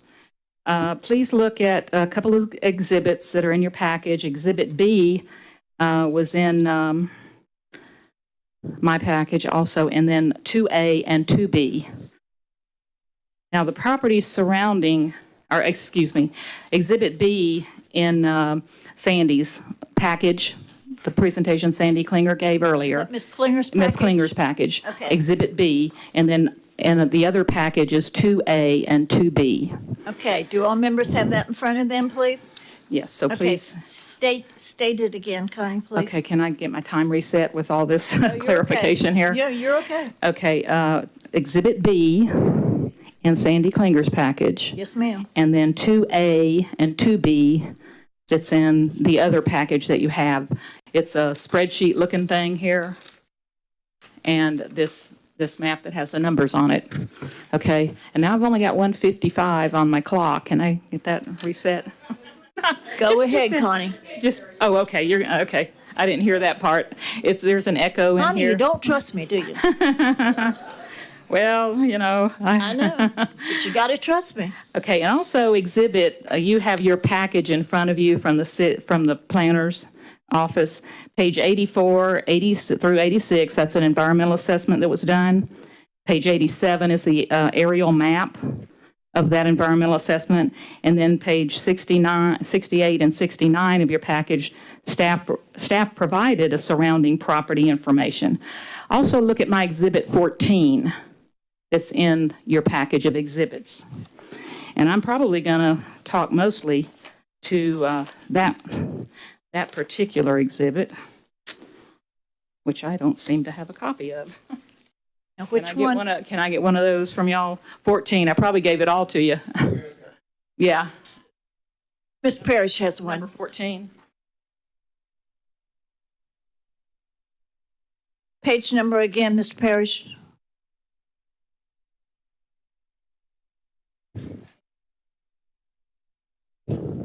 Okay, yeah, Exhibit 14. This is where I took the staff's chart that they had in their package on page 68, and then it rolls over into 69. But I put the correct surrounding properties on there. That's a correction. So you can see the bottom part is what they put in your package. And I redlined through what was not correct. That was not a correct assessment of what's around that property. In particular, Sandy showed you Bird Lake Marsh. She showed you this. That is our property. And then my 2A and 2B, goes through one by one what each one of those properties are, number 1 through 14. The spreadsheet tells you number 1 through 14. Just a second, Connie. You get 3 additional minutes. Oh, thank you. The property is located along the west side of Wendover Way. Now, there's 2 distinctly different portions of this property. To the north, there's 3.22 acres. It's community commercial. The southern part is 10 acres OR zoned. Yet staff's report continually talked about what was around the commercial portion of the property. Yet the rezoning is for the OR portion of the property. So this table that was used, that I've corrected, now I've corrected it based on what is surrounding the 10 acres of the OR portion of the property. They don't even talk about what's across Wendover Way, all of these homes, which are an average of 1.63 acres is the average of all of these single-family residences in Wendover, right along Wendover Way. This is all Bird Lake Marsh. You can see from Sandy's Exhibit B. They don't even talk about Bird Lake Marsh at all. Bird Lake Marsh is over 700 acres wetlands. 7.3 acres that's on this 10 acres actually is part up against in Bird Lake Marsh. That's not even discussed because the table that was used, they talk about that as, oh, it's vacant woodland. No, it's Bird Lake Marsh.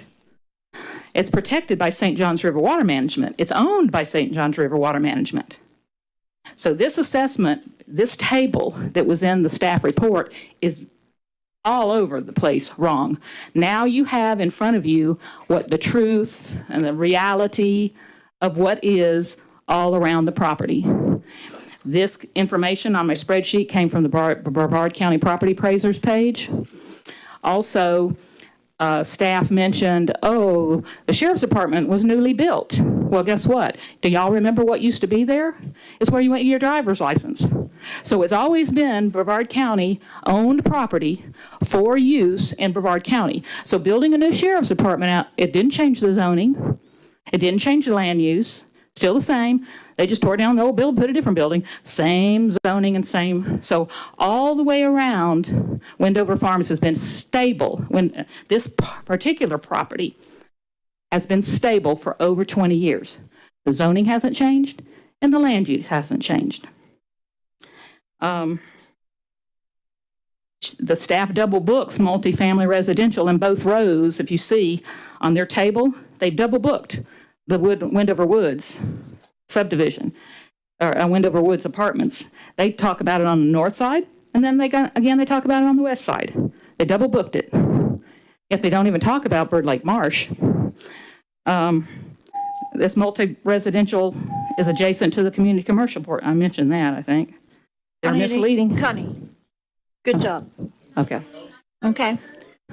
Okay, who wants to do, okay. She's got another 3 minutes? Okay. Yes? Okay. No, we used your 3 minutes.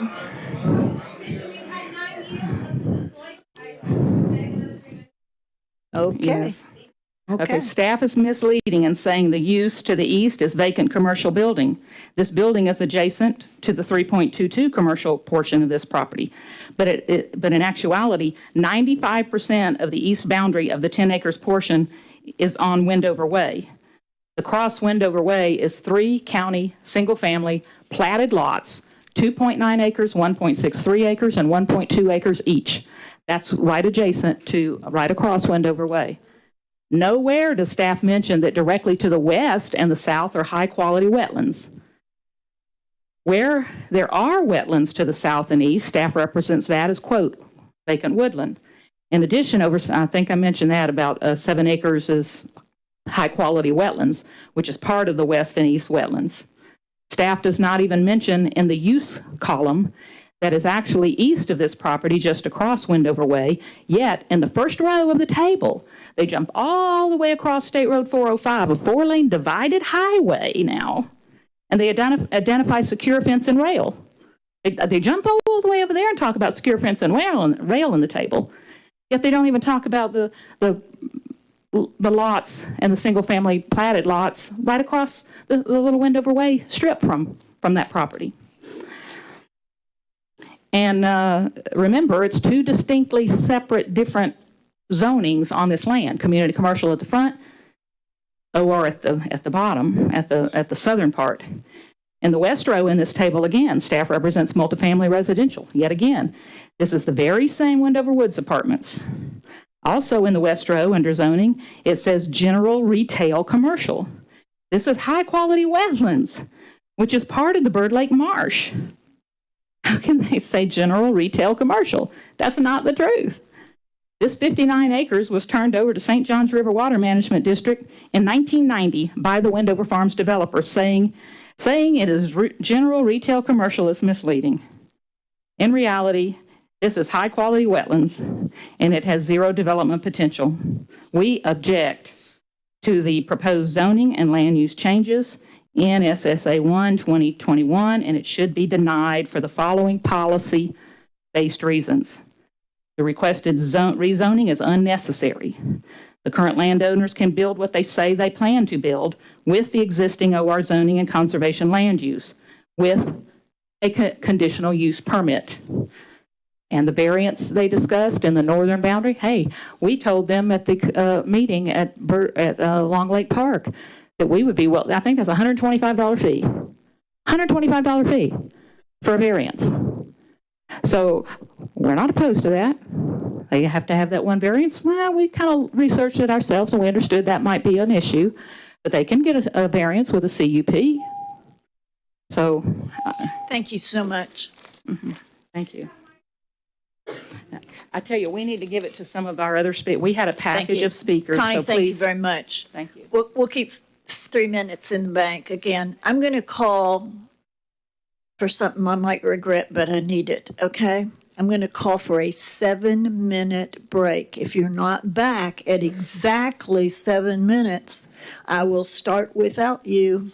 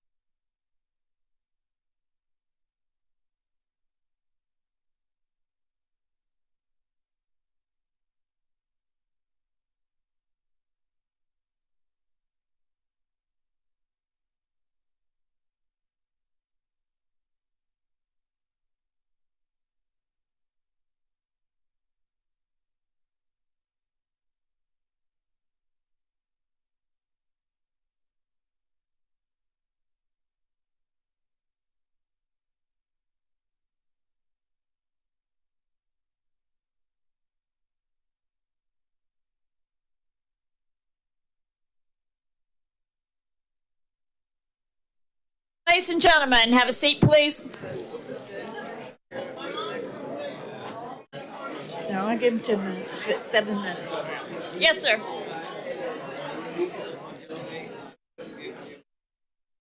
Talk to the clerk, please. Quiet, have a seat, please. Thank you, ladies and gentlemen.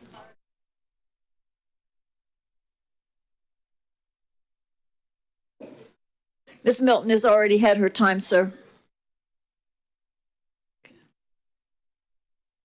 Thank you very much.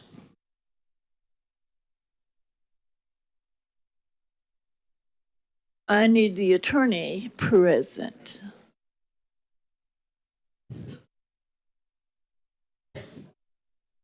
Thank you. He's left.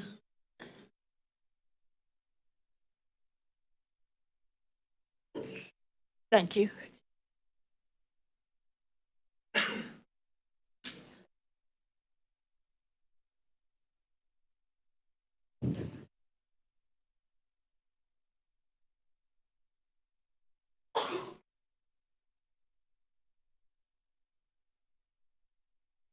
Council, point of order, please. Ms. Martin has had 6 minutes. Someone else wants to give her an additional 3. She's already spoken. I think she's made her points. Point of order, please. It's up to the commission to determine if they would like to grant additional time for all speakers at proceeding. Ms. Martin, do you feel like you need another 3 minutes? Just tell me yes or no.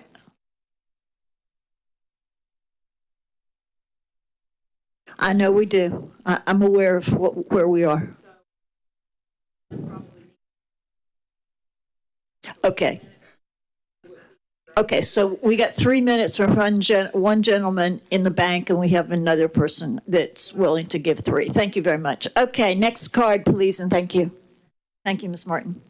Nancy Siegel. Ms. Siegel. Quiet, please.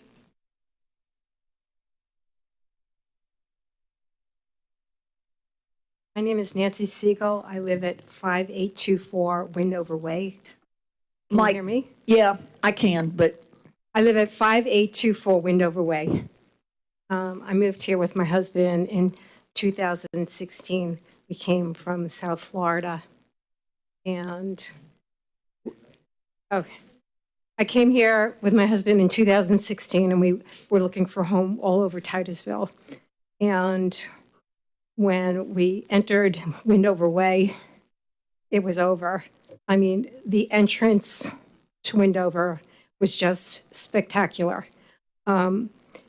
Seeing homes on 1 acre and above, it reminded me of my childhood, upstate New York. I didn't know that you could live like this in Florida, and it was just a matter of finding a home in Windover. There was just no way we were going anywhere else. And it is just such a beautiful community, and to hear that somebody is trying to rezone their parcel to put in 5 homes on an acre is extremely disturbing. We were living in a home in South Florida. It was a beautiful home on 1/3 of an acre. And that's pretty spacious. But I must say, it was not great. There were people very close.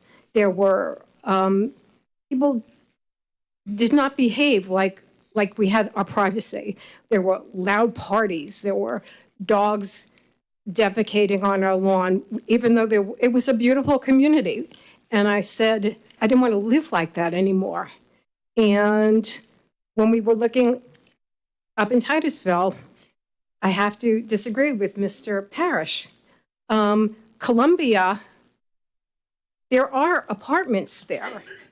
But if there was a beautiful home next to the apartment complex, we would not have been interested in it.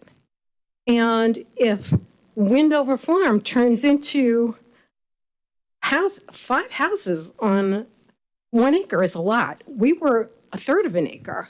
I just couldn't imagine 3 homes. Now we're talking about the potential of changing something 5 homes. That's dramatic. Changes the tenor of the community. And then what is next? Does somebody else buy a 10-acre parcel halfway through Windover and then come back here? And then the whole community changes. It is not something that we bought. And I can't begin to tell you how beautiful it is to live in Windover. We have the bird sanctuary, we have animals, we have plants, and I hope you turn them down. I think they bought their property, they knew what they were getting. Let them build that. Thank you so much. Thank you.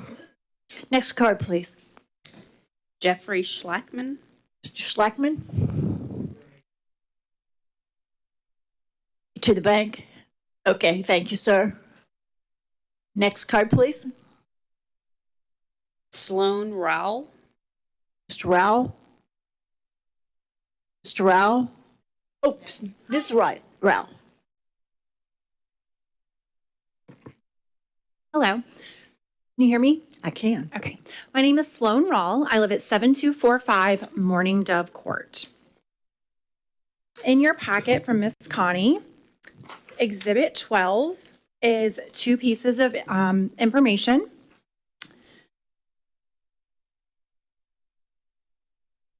This is Section 4 and Section 5 from the Titusville Technical Manuals Development Review Procedures Manual, which I double-checked on the website today. So both of these subsections, 4.113 and 5.28, say that in order to illustrate the proposed use of the property to be rezoned, the applicant is encouraged to submit a conceptual site plan in support of the proposal.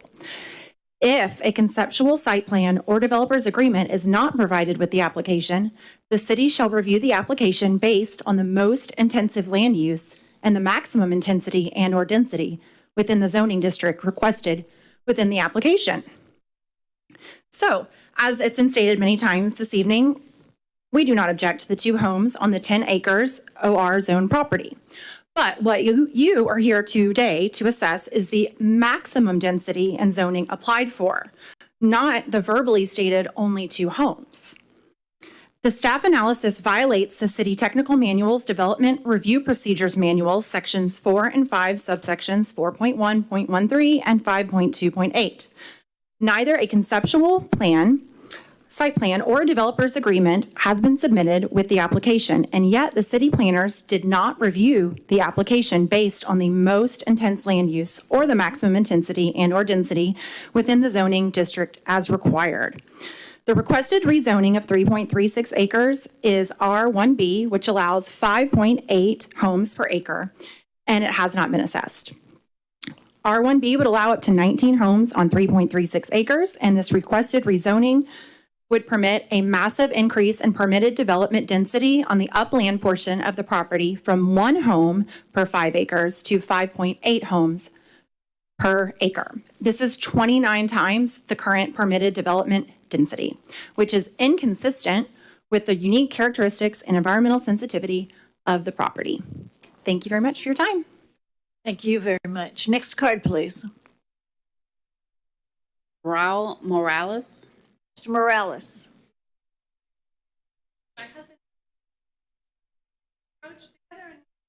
Sounds good to me.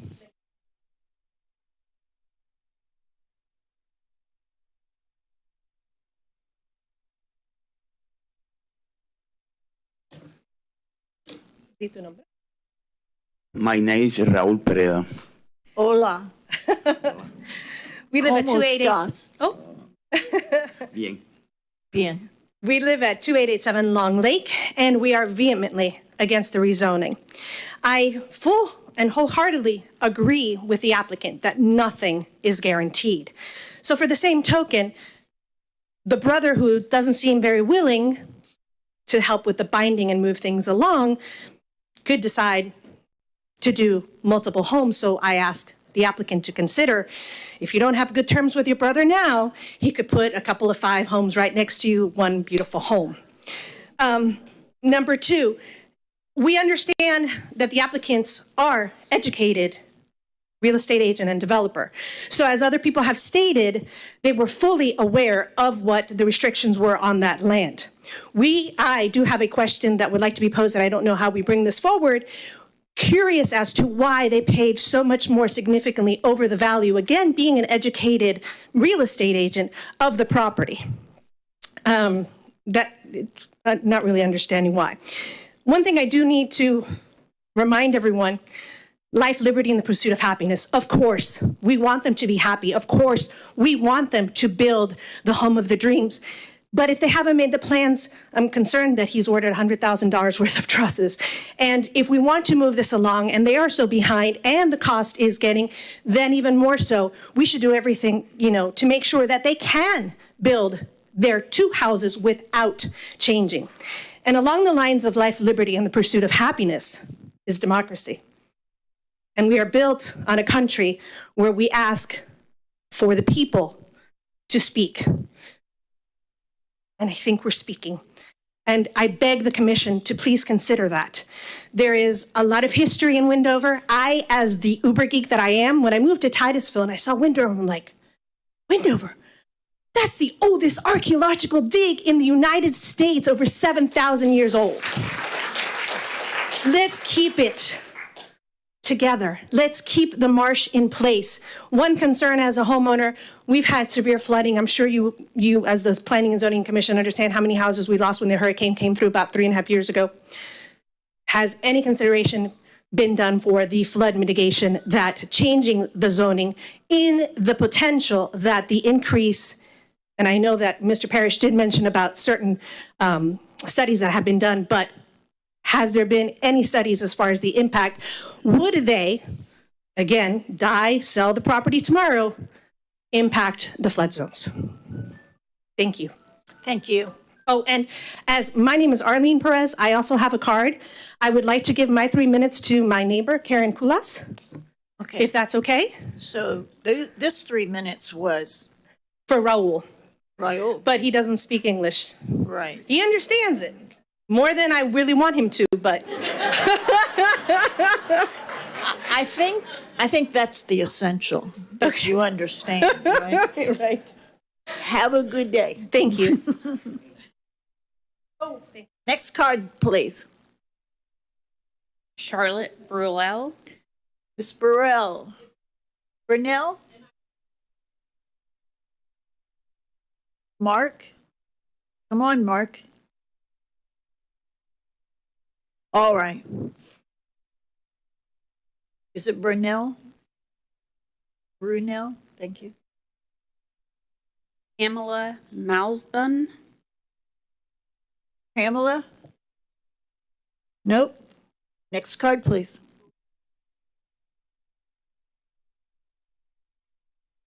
Pamela Malsbun.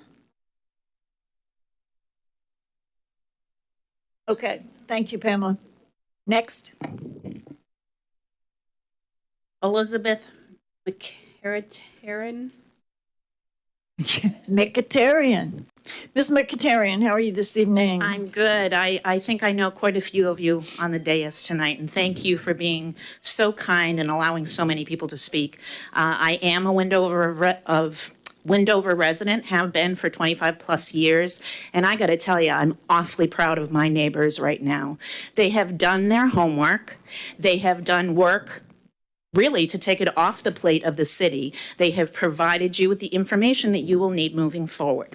So I really don't want to speak with emotion tonight, although I think that is extremely valuable. You are a decision-making body, and I want to talk about process. I will leave what has happened with the term buyer beware. You've heard from several people. You buy a piece of property, you get what you buy. And if there's a problem with that, you try to fix that problem. I am in support of them joining the neighborhood, I believe. I'll address that in a little while. But I am not in support of the motion to change a zoning on a piece of property. So I'm very concerned that 2 people that are professionally in this industry don't have a site plan. They were waiting to be asked for it with such a contentious issue as is evidenced by the people sitting here. You'd think you'd kind of be prepared. I'm afraid that your actions, if you do move forward, would be precedent setting. You heard from staff that anyone can come forward and ask for a zoning variance, but if you make the wrong decision moving forward, that will be precedence for whatever will happen down the road with other applicants. So please consider that piece in your decision making. Mr. Parrish said one word that I want to draw your attention to, and I've worked directly with him. He's been very helpful to me on other issues in town. He said the word flexibility, that the application is looking for the most amount of flexibility. That's not good governance. We are being told one thing, and yet the action would provide the flexibility that he is stating, and that's why there is a level of distrust in this moving forward.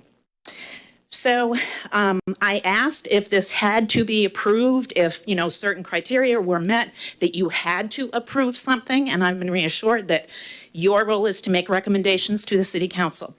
I will tell you that at the most recent City Council meeting, 75% of the evening was spent on environmental concerns. So this piece of I guess, proposed change will go before a board that has a lot of people paying attention related to environmental issues.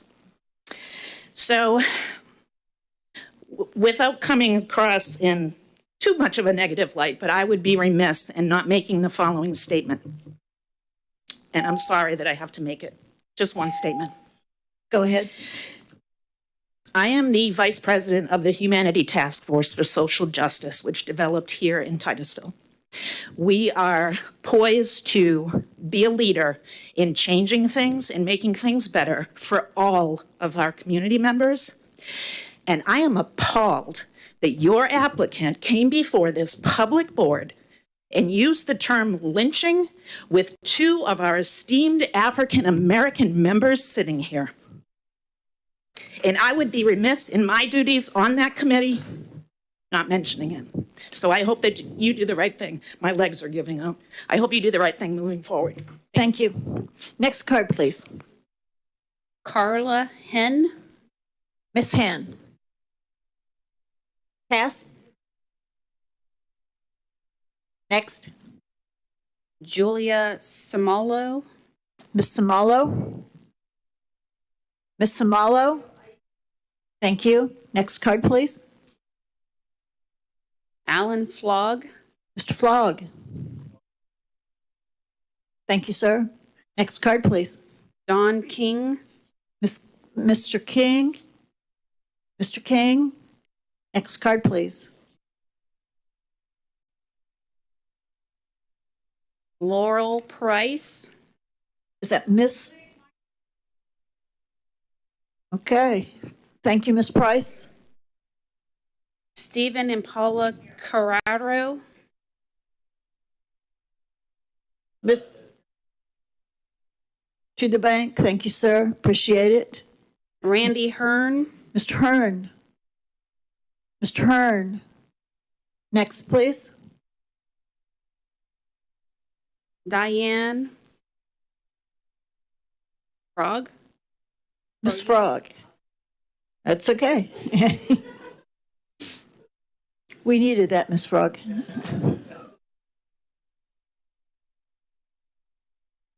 Diane Frog. Frog, okay. Yes, and I live at 5825 Wendover Way. Thank you. And I just want to say one thing that I haven't heard anyone talk about tonight, and that's the price that they paid for the property, which is $250,000 to my understanding, and what the property would be worth once the zoning is changed to a developer grade zoning. So I honestly don't believe what they are saying they intend to do. And I believe, like the gentleman said before me, that, you know, no matter what they say, once the zoning is changed, then anyone can come in, they can do whatever they want the next day. The zoning's changed. So they can sell it to a builder, they can build their houses and then their children sell it down the road. Who knows? It's like they even said, they understand our concerns about that, but they don't seem to want to work like getting a cup or, you know, the variances, because we have no problem. I'll bring them a gift basket when they move in. I live up at the front, so I would be very impacted. And So we don't have any problem with them building their 2 houses. We have a problem, and everyone here has a problem with the zoning change. So that's all I have to say. Thank you very much. Next card, please. Sandra Valdez. Is it Veldis? Nope. Next card, please. Michael Samelo. Samoa? Sanella? Close. Simonella. Thank you very much. Thank you very much. My name is Michael Simonello. I live at 2612 Quail Trail in Windover Farms. I just have a couple of things I'd like to say. I brought up a map, didn't give it in time. I don't have 7 copies of it. I wanted to show you this. At our community meeting, I presented it to one of the owners when she had said that she wasn't going to be able to build the house she wanted to build because of the setback issues. On that map, I placed houses in the uplands with the setback around it, 50 feet all around it. You could build 2 13,000 square foot houses and 1 6,000 square foot house on the available property. When I handed her the thing, she said, as she rightly so, wasn't sure whether that was valid, if that was really accurate. She was going to present it to your staff, have them look at it. But I'm totally against a zoning change if you can build on what you bought, and I believe she can. The other problem, as the last speaker said, if you change the zoning to, it's medium density, not low density is what they're looking for. If you change it to that, if something happens with their finances and they decide not to build next month, they put the house back up on the market, it will be worth millions of dollars. I should have invested in that property. That's all I have to say. I'm against it. I'd love to have them as neighbors. I support a CUP for them, but not a zoning change. Your profession, sir? I'm retired. Oh, okay. I was questioning your expertise on the map and the plan. I printed it. I guess it was a map that was online, city map. Okay. I just overlaid that size housing in that square footage so you can get a visual of what you can actually build there. 13,000 square feet is the size of the White House. You could put 2 White Houses on that property. Okay. Thank you so much. Okay, next card, please. Peter Bremen. Mr. Bremen. Mr. Bremen.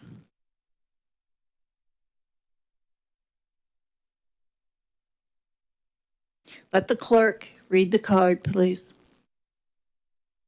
Sean Gooden. Mr. Gooden.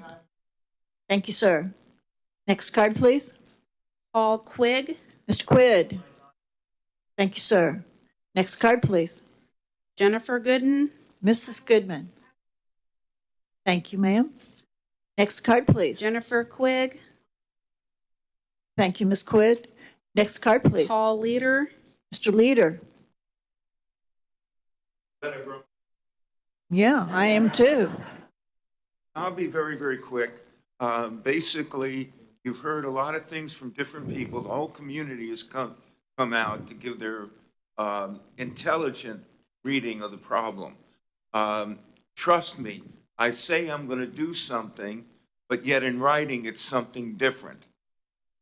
By changing the zoning, you're enabling someone in the future, as everyone's saying, to change what happened.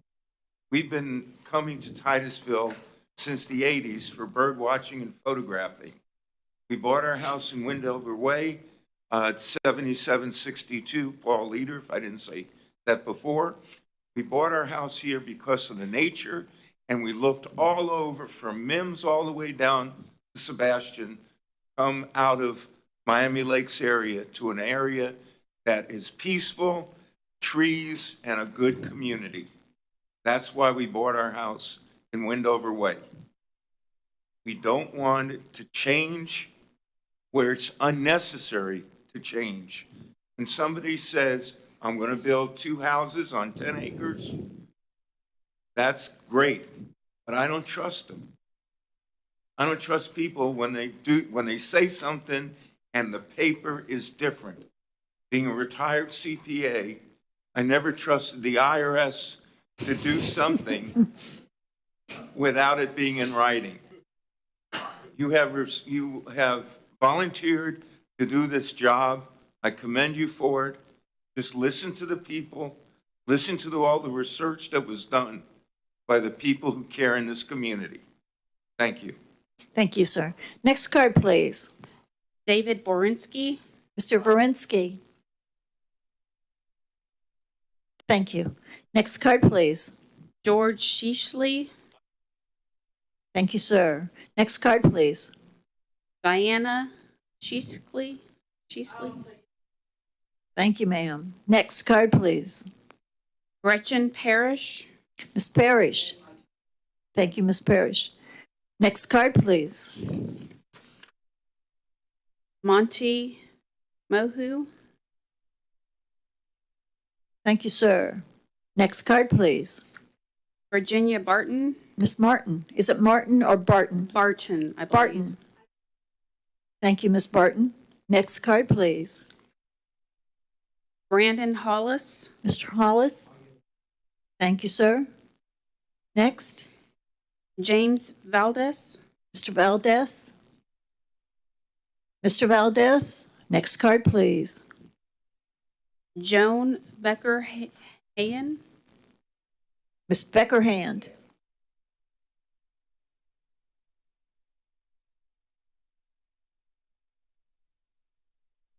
Joan Becker Hagen, 6238 Windover Way. And I'm standing here not to talk about altruistic things. I'm here to talk about selfish reasons why I don't want the zoning to change. I've lived in Windover for over 30 years. My husband is a Vietnam vet.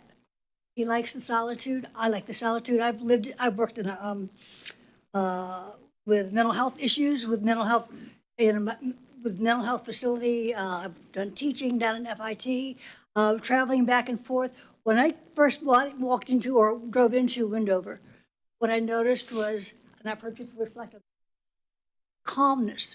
You know, whatever I've been through as far as driving up and down 95 or teaching or working with some unhealthy issues dealing with mental health, whatever I had, I can let that go as I'm driving into that community. I don't know what it is exactly about that, the energy level there, but I certainly don't want to see it messed up. I've seen other developers, I get the Orlando paper, and they had a big article about split oaks over, I guess, in Orange County, Osceola area, where they've got land that was given and promised to be undisturbed, nature land. And now they want to plow through with a toll road. They want to break the promise. Same types of issues. Another one was the fellow by the name of Dorworth up in Seminole County. He wanted to go into an area kind of like Windover that was protected land and make apartments or something like that. He wanted to build a whole community in this protected land that was all for nature, that was all defended. And I'm just aghast at that. Where do our promises end? I mean, why do we start breaking these promises that we make? No wonder people are distrusting of what's going on here, because people change their minds. People do things out of other beliefs, out of other agendas. And I hate to see that happen to Windover. Thank you so much. Next card, please. Asmai Sultan. Mr. Sultan. Mr. Sultan. Thank you. Next card, please. Linda Sultan. Mrs. Thank you, sir. Always. Justin Grizzle. Mr. Grizzle.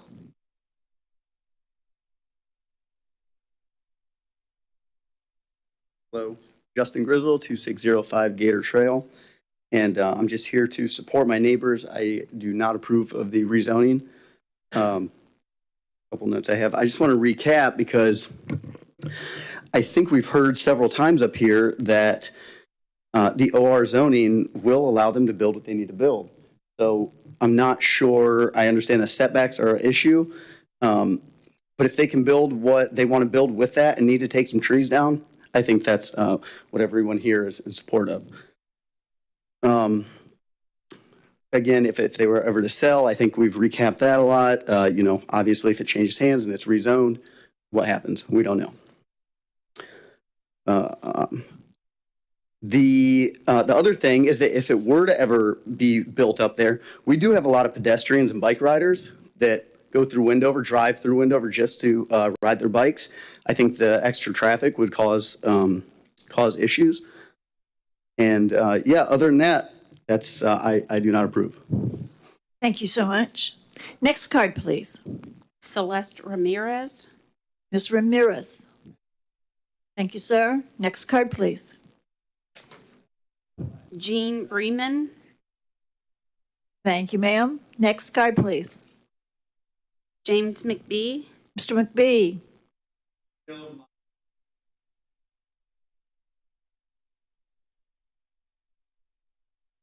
Thank you, sir. Next. Michael Ramirez. Mr. Ramirez. Okay, thank you, sir. Ron Vole. Mr. Vole. Well, everyone is, Ron Ball, 6535 Windover Way. Thank you. Everybody has spoken so eloquently, but I just want to bring up one thing that I don't think has had enough emphasis, and that's the Titusville zoning district standards themselves, section 28322A, and I'm going to read it. The Open Space and Recreation District is established, that's the OR, to provide for the conservation and protection of sensitive lands within the city. It is intended, and I'm going to read this part slow, that this district will not function as a holding designation for land, but rather a permanent classification. So not function as a holding designation in order to ensure the present and future residents of the city are able to enjoy the benefits of the natural environment of the city. So this sounds to me like the writing of this says, we're not going to zone it OR, and then later down the road, we're going to zone it something else. It will not be a holding designation, but permanent. And I found it amusing when it was said, it's permanent until it's changed. Well, that's not the definition of permanent, and I think almost everyone's mind. So I don't know what's going on there. The other thing is, I'm getting the impression, I wasn't familiar with the CUP process, et cetera, but you've got the easy path, the CUP, and you've got the harder path, which is the zoning path. And if someone is truly looking to get these two homes, why not take the easy path? When someone continually fights down that tough path, it makes me question, is there something else going on there? Is there a hidden agenda why they don't just make it easy for themselves? Why battle to get this when they can get the same result in an easier way? That hidden agenda may be to resell the property. And that's what I'm very suspicious of at this point. Thank you, sir. Next card, please. Jonathan Dessa. Mr. Dessa.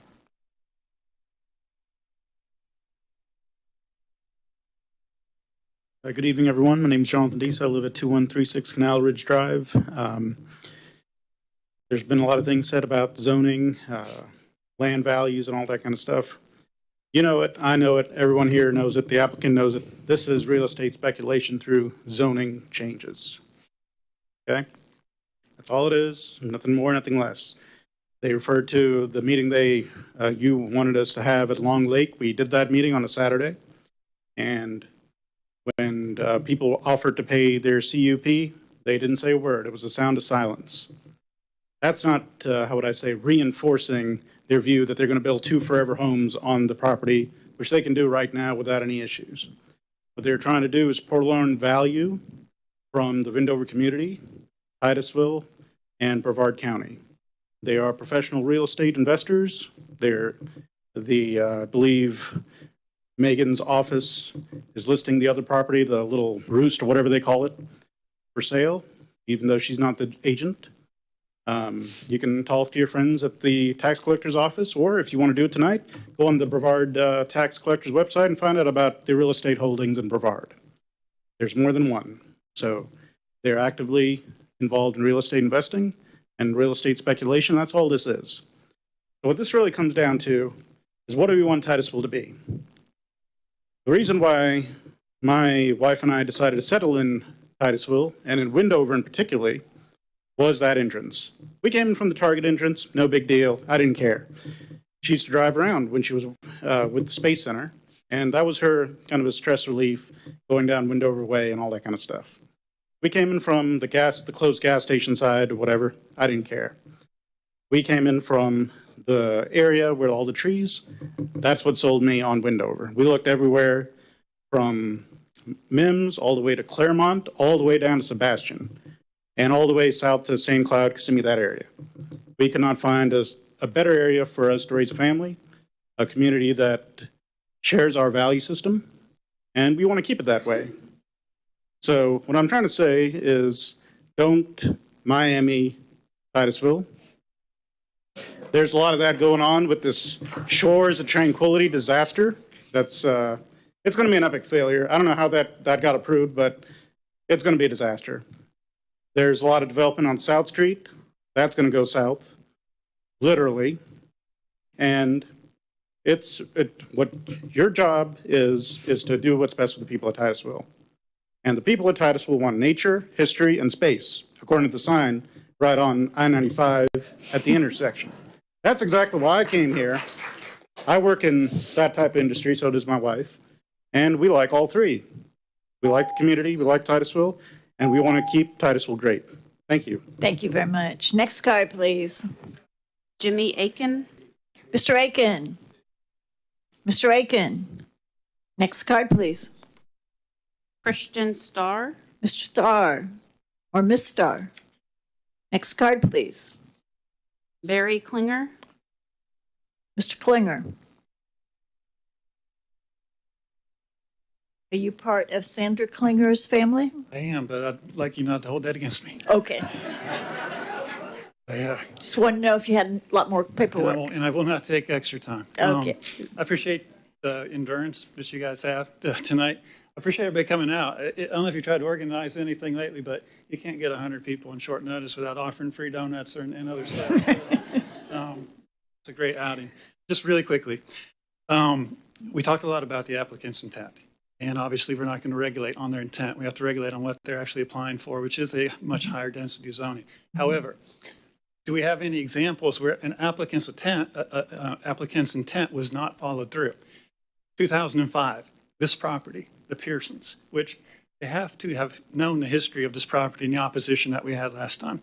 They applied, they got a CUP, they got exactly what they said they wanted to do on the property after we reduced what they initially applied for. They sold the property 15 years ago. I'm not good with math.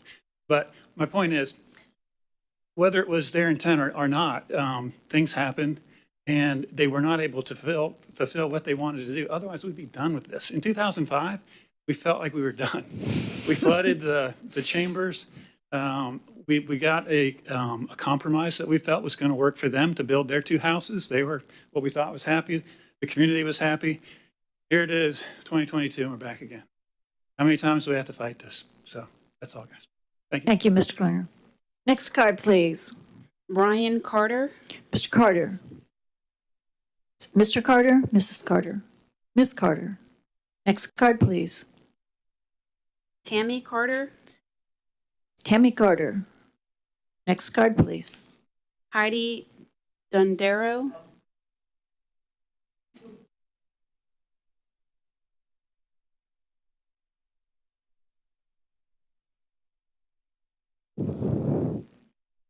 Good evening. Heidi Dondero, 6548 Windover Way, Titusville, Florida, 32780. Pull the mic just a little close to your mask. That's I should fine. take this You're off. fine. No, you don't. You're fine. Enchanting. If you know the area, if you've been in there, if you haven't, go see what we're talking about. It's really, really special. We want it to stay special. I think with the preponderance of the people you've heard tonight and everything else you've heard previous, we have proven that they can't be trusted, that they're not going to do what they say they're going to do if you change the zoning. I'm against the change in the zoning.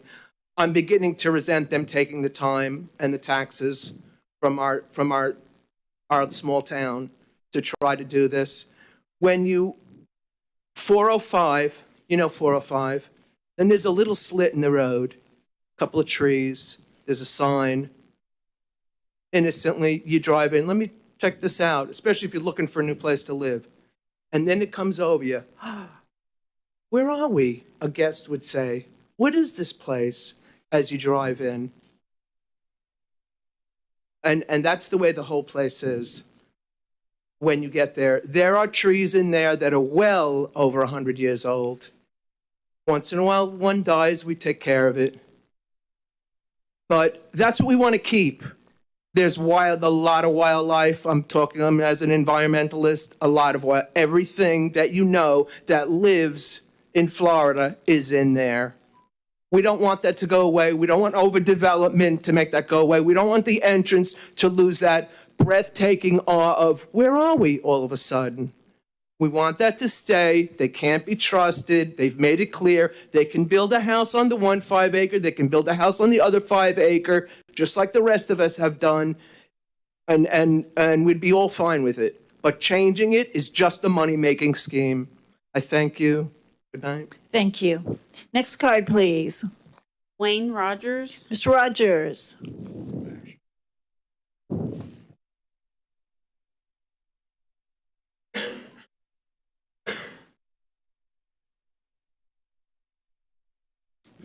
My name is Wayne Rogers. I live at 5675 Windover Way. I actually live in the first house in Windover. And for those that have traveled down Windover Way, it's the house with the pond in front of it and the fountain. Recently, my wife and I also purchased the property to the north of that, which is directly across, really the only property that's directly across from the proposed rezoning property. So my wife and I have lived out there for 37 years. My kids were brought up there. My older daughter just spoke recently, and we are opposed to the rezoning. The one thing that I really can't understand is when everybody bought property out there, there had to be development of the housing site. And I've talked to the property owners personally myself. I was one of the few people that walked the property when this first began.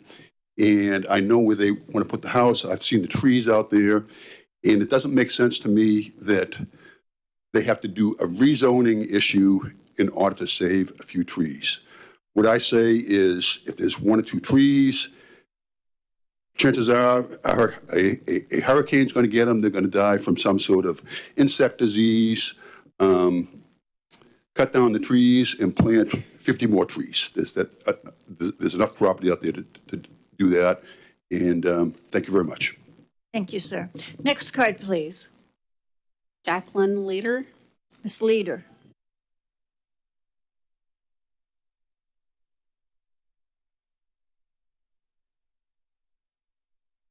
$7762 Windover Way. And I just wanted to summarize some of what's been said, and I want to make sure we get it straight. So we've already established that the property has 10 acres that are open space. We have already established this property has been taxed. That's your Exhibit 1 in your package. It's been taxed as open space and recreation for like 20 years or more. We have already established that the OR zoning allows for 1 single family on 5 acres. And so 2 acres, 2 houses can be accommodated in the 10 acres with a conditional use permit. And that's your Exhibit C is the conditional. And that's the part that this last gentleman talked about permanent. But it also shows your Exhibit C that it's possible to do the 2 houses on the 10 acres. We've already established that the owner's application says they want to only build 2 houses on the 10 acres. That's their application is page 77. We have already established that a CPU has been applied in 2007 and approved to build a single-family home on 5 acres of this very same property. So there's precedence in the approval of the CUP for 1 home on 5 acres. That's Exhibit G in your package. This is the approval. with certain conditions which are not, you can read them, it's not a big deal. Okay, and so that's the question I think that everybody has is why does this property need to be rezoned at all? And I don't know if anybody has an answer to that. Why are the applicants requesting a zoning change that will allow 20 times higher density than what's currently allowed for the 2 homes on the 10 acres? And that's why we think it should be denied, this application should be denied. And we object to the proposed zoning and land use changes because the requested rezoning is unnecessary. The current landowners can build what they say they plan to build on the existing zoning and OR zoning and conservation with the CUP that we talked about. The existing zoning is correct, which also a lot of people have mentioned. There's been no substantial change in the development pattern in the area since the OR zoning and conservation land use was established. And I've been hearing the comparisons on the land that they use to say that this is, oops, it's been 3 minutes. It has been. Wow, can I borrow all the minutes that everybody's? Well, we have some donating? in the bank. Okay. How many more minutes do you think you need? A minute. Take a minute, please. Okay, so let's see. So according to everybody that's spoken to me, spoken before, the existing OR zoning is correct. There's been no substantial change because the property that your staff looked at was not, it's across the street. It's not part of the neighborhood. The neighborhood is like a little island onto itself. It's not those properties with the sheriff and all that stuff. That's totally separate. It's almost like having a gated community, except it's not gated. Okay, so the requested rezoning increases permitted development density on environmentally sensitive lands adjacent to high-quality wetlands, which is the bird marsh that everybody's been talking about. And the nutrient pollution impacts the wetland. Fragmentation and loss of old growth forest and tree cavity is also a consideration. And the proliferation of septic tanks adjacent to wetlands and other environmentally sensitive lands. The requesting rezoning is not consistent with the established development patterns in the surrounding community. The average lot size in Windover is 1.5, and those are the properties that should have been considered in the comparison. And that's all I have to say. Thank you so much. Thank you. Next card, please. George Buckelman. Mr. Buckelman? My name is George Bockelman. I live at 3431 Owlswood Way, Titusville. Let's see, I'd like to get, I don't have exhibit numbers, but page 69, line 5 through 7 of the staff report. Quote, the subject lot located south of State Road 405, just west of Windover Way, was created and approved in 1984 through an annexation ordinance, ordinance 35-1984. Another exhibit, page 69, line 13 through 23 of the staff report, land use history and zoning history. Another exhibit, page 96, staff report shows existing zoning map and the proposed zoning. Last, page 90 of the staff report shows existing land use and the proposed land use. The staff report seems to neglects to accurately and concisely reflect the land use history and the zoning history. This property has two very distinct and wholly separate zoning and land use designations that the staff report does not concisely describe to you or provide history for. Sandra Klinger has provided a detailed timeline in the record, page 9 and 10, that you already have. Here is a summation of below land use and zoning history of this property that included the agenda package report. 1984, pre-comprehensive plan, property annexed into City of Titusville with R2, multifamily, medium density, residential, with residential land use.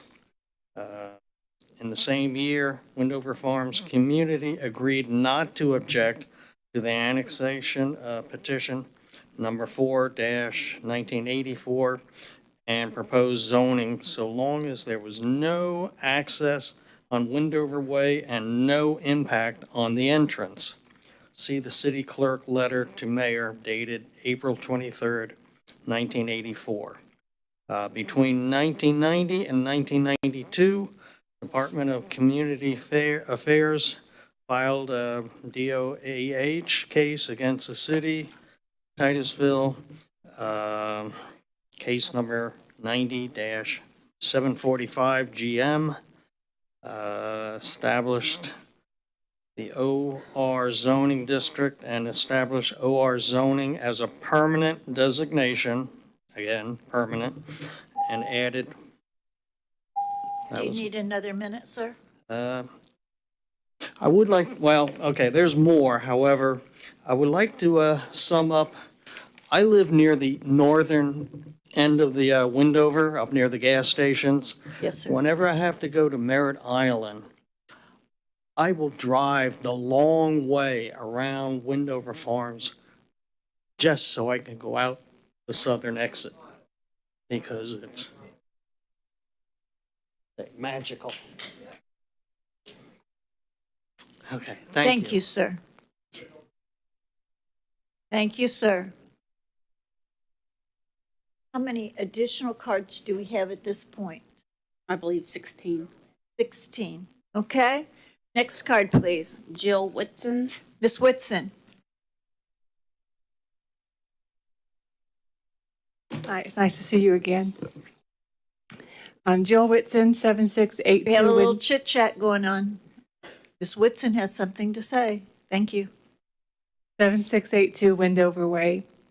I live at the Target side, but I do drive, as they say, the long way because it is magical. It's how my husband got me to fall in love with him 24 years ago. He drove me through the front entrance and said, we're going to live here.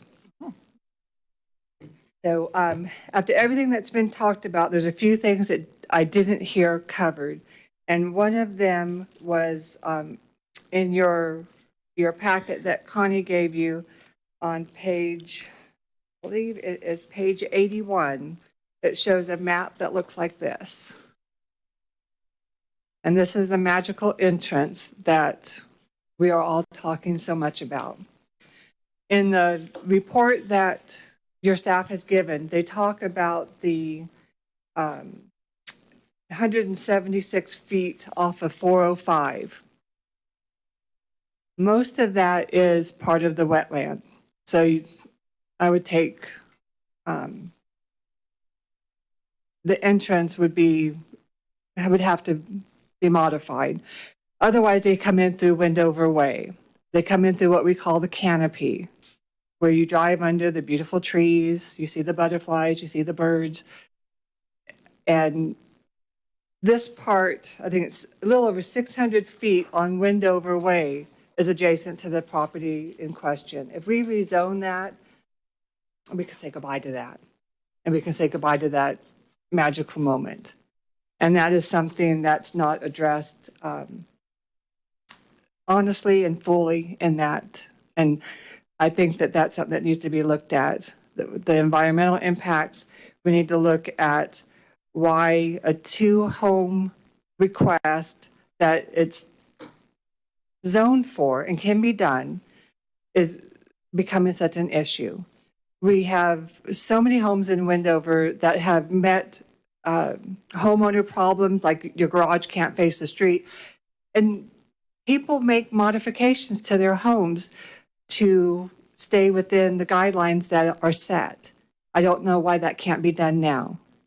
If you look at, I believe it is page 82, you can see where the conservation and the wetlands are and where the, what they call the uplands, where the housing can be put. there is room for the houses without having to redo the zoning. So it's overkill for what we're doing. And I don't understand why it has to become such a problem when the information is there. It's been there when they bought the property.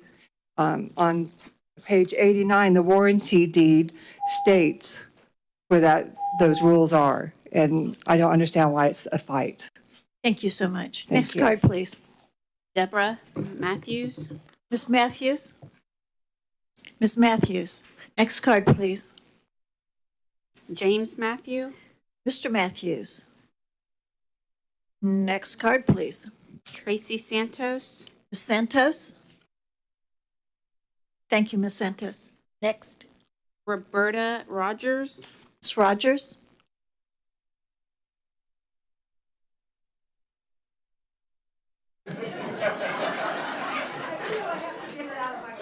Well, now you can't pass if you've got a prepared remarks here.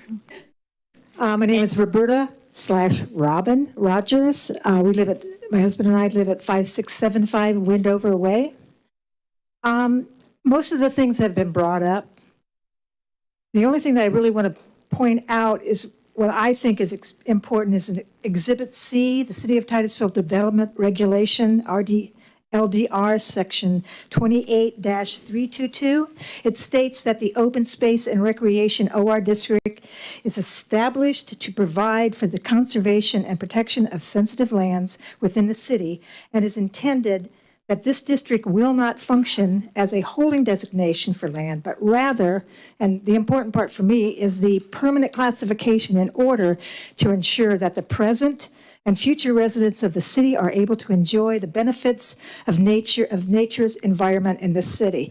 Now, permanent means permanent, it means permanent, means permanent, but just in case somebody doesn't understand what permanent means, dictionary.com definition, existing, perpetual, over everlasting, especially with significant change, without significant change, extended to exist or function for a long and indefinite period without regard to unforeseen conditions.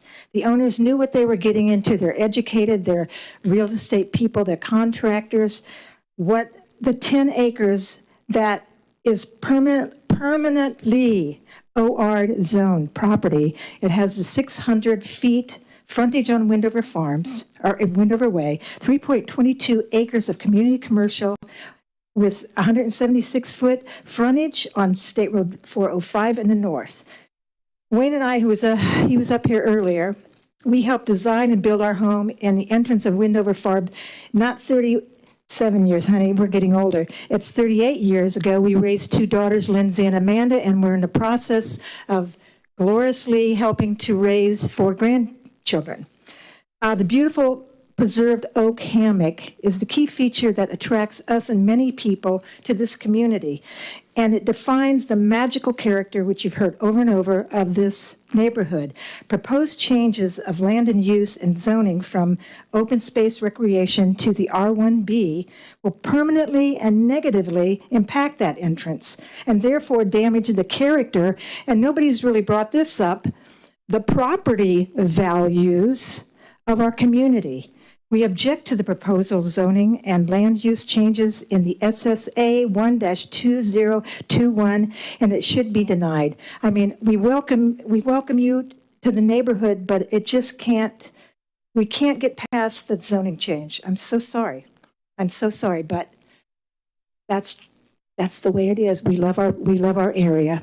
Thank you very much, and thanks for putting up with us. No, we didn't have to put up with you. You were well rehearsed. Well rehearsed. Okay. Next card, please. Karen Kulas. Karen.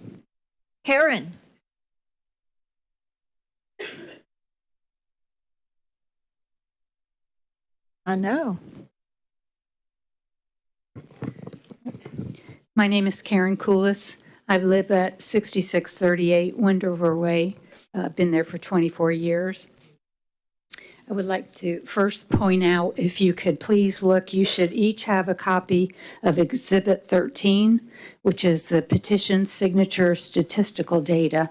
And it'll give you some very interesting data about the people who have signed this petition in opposition to the rezone. Karen, where is this located, please? Is it in Connie's? Yes. Thank you. Yes, Exhibit 13. And there is also, there's only one copy, a petition roster, which is 18 pages long, and it contains the list of owners and addresses of the people that have signed in opposition. Okay. Some of the people, Dana Blickley, Brian Blickley, some of these people couldn't be here tonight but have signed. John and Linda Moxley, Rob and Jennifer Wolfinger, Michelle Zorelic. So if maybe you could all take a look at that roster later, but I just wanted to point that out. And over 500 people to date have signed this petition. Over 500 people, Wendover Farm residents and owners, against the rezoning. So you each have the statistics, and I hope that you'll take a look at that. The residents of Brevard County, Florida, who reside in Wendover Farms community through this petition state that we object to any change in zoning that would result in an increase of intensity or density of use on the property at the Wendover Farms entrance, which is at West State Road 405. Zoned open space and recreation, or OR, with property boundary along Wendover Way. There's more than 10 acres of the 13.22 acre parcel, which are zoned OR. We oppose any development activity that would damage or destroy the island or the forested canopy along Wendover Way adjacent to this property or at the State Road 405 entrance to Wendover. The OR zoning on this property has been in place since 1992. OR zoning was established for conservation and protection of sensitive lands and is a permanent classification in order to ensure that present and future residents of the city are able to enjoy the benefits of the natural environment. Do you need a few more minutes? I also have 6 minutes, which were donated to me, if I could please continue. Permanence of the OR zoning for this property was reaffirmed in the public records by a representative of Jack Eckerd, the Wendover developer, in 2002, and was upheld by the Titusville Council again in 2005. And we have relied on the limited density and development of that OR zoning classification to provide for the property as its amenity to our community. OR zoning is most compatible with Wendover Farms. It requires setbacks most similar to the deed restrictions of Wendover Farms, and it will maintain the beautiful and unique park-like setting of our community entrance and our community character. This property was purchased with OR zoning all along Wendover Way, and we ask that it should remain zoned that way. Limitations for development of these properties was a major reason we bought our property in Wendover Farms 24 years ago, and are essential part of our community character. This is the face of our community, this entrance, this sign with the charming horse and carriage on the sign, the overhanging trees. As people said before, this is what drew us in. We didn't just pop in and find this neighborhood. We were drawn in by this entrance, and that's what most people said here tonight. An increase in intensity or density of the land use or zoning on these properties will diminish the value of our properties and our community character and our quality of life. We support this petition being used to represent our position as a community and individually on the above-mentioned topics by Wendover community representatives speaking on our behalf in the event that we are not present to individually represent ourselves.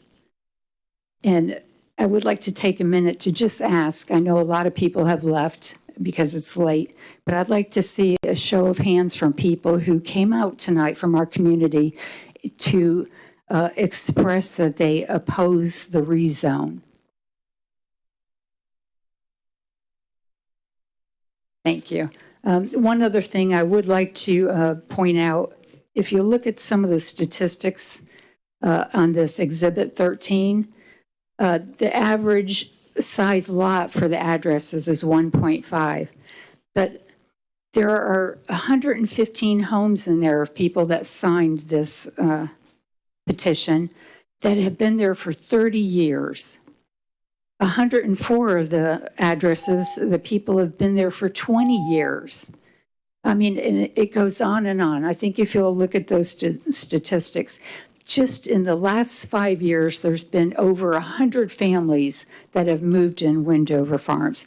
And it's not because it's a run-of-the-mill average neighborhood that you find any place, whether you go to Orlando or Titusville. It's something unique, and it should be valued by all of Titusville, city, county, or whatever, and kept for its beauty and its character. And we oppose this rezone on that basis. And I think that's all I have. I'd like to so much. Next card, please. Thomas Coran. Mr. Coran. Thank you, sir. Next card, please. Abby Hollis. Ms. Hollis.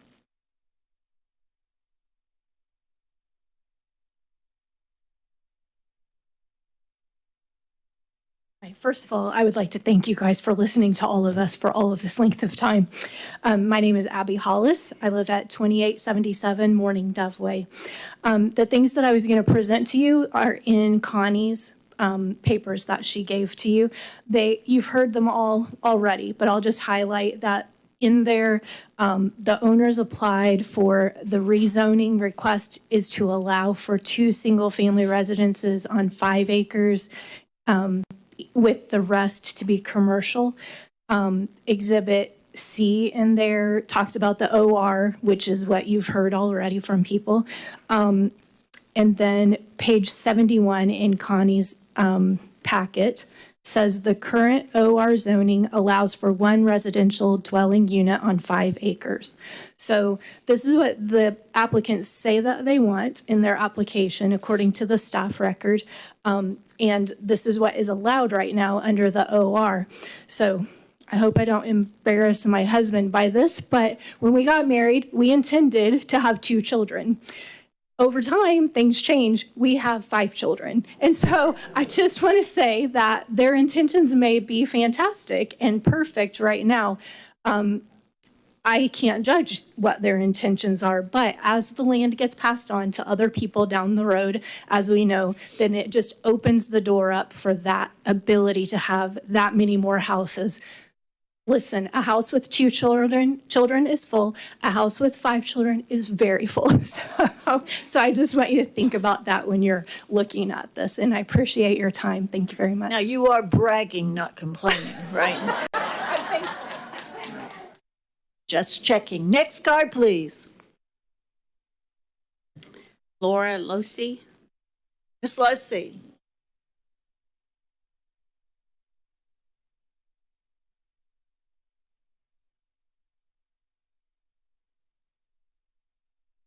Hello, I'm Laura Losi, 6534 Ridge Court, that is in Wendover. I know full well from dealing with P&Z that the next step is going to City Council. I am fully aware that we have beat our zoning preferences to death, but I know the next step is going to City Council. I'm a little concerned about some of the inaccuracies, nuances, things that people might misconstrue as they read through the staff report. To me, there were quite a few conflicting statements in the staff report, and Connie's got some rather intense lists of things that we thought were a little bit of a problem. She pulled together Exhibit 5, which has all the places that staff mentioned OR versus R1B. And we found that there's a little bit of a flavor that I think could be misconstrued. So if you'll look with me on page 71, line 5, find it. Again, the previous person just said the rezoning. Ms. Leslie, we don't have page numbers, so you're going to have to give us exhibit numbers, please. Okay. Let's take a look at Exhibit 5. And you can see there's a huge number of references. Our concern, see if I can put this in a fast way. Many times the quote from the staff report is that zone R1B allows for 2 single-family homes. That's not quite what the heart of the matter is. The heart of the matter is that zoning R1B is for 5.8 per acre. That's 29 times what the OR zoning is. To us, the flavor just seemed a little bit too, oh, it's allowed, oh, it's allowed, oh, it's allowed. And I'd like to make sure that we've taken a look at Exhibit 5, and we see that there's a lot of places that it doesn't sound quite as different for the OR zoning compared to the R1B. Any questions? Thank you so much. Again, we think the zoning should be denied. Thank you. Next card, please. Robin Rogers. Mr. Rogers, Miss Rogers, Mrs. Rogers. Thank you so much. Next card, please. Matt Hayden. Mr. Haven.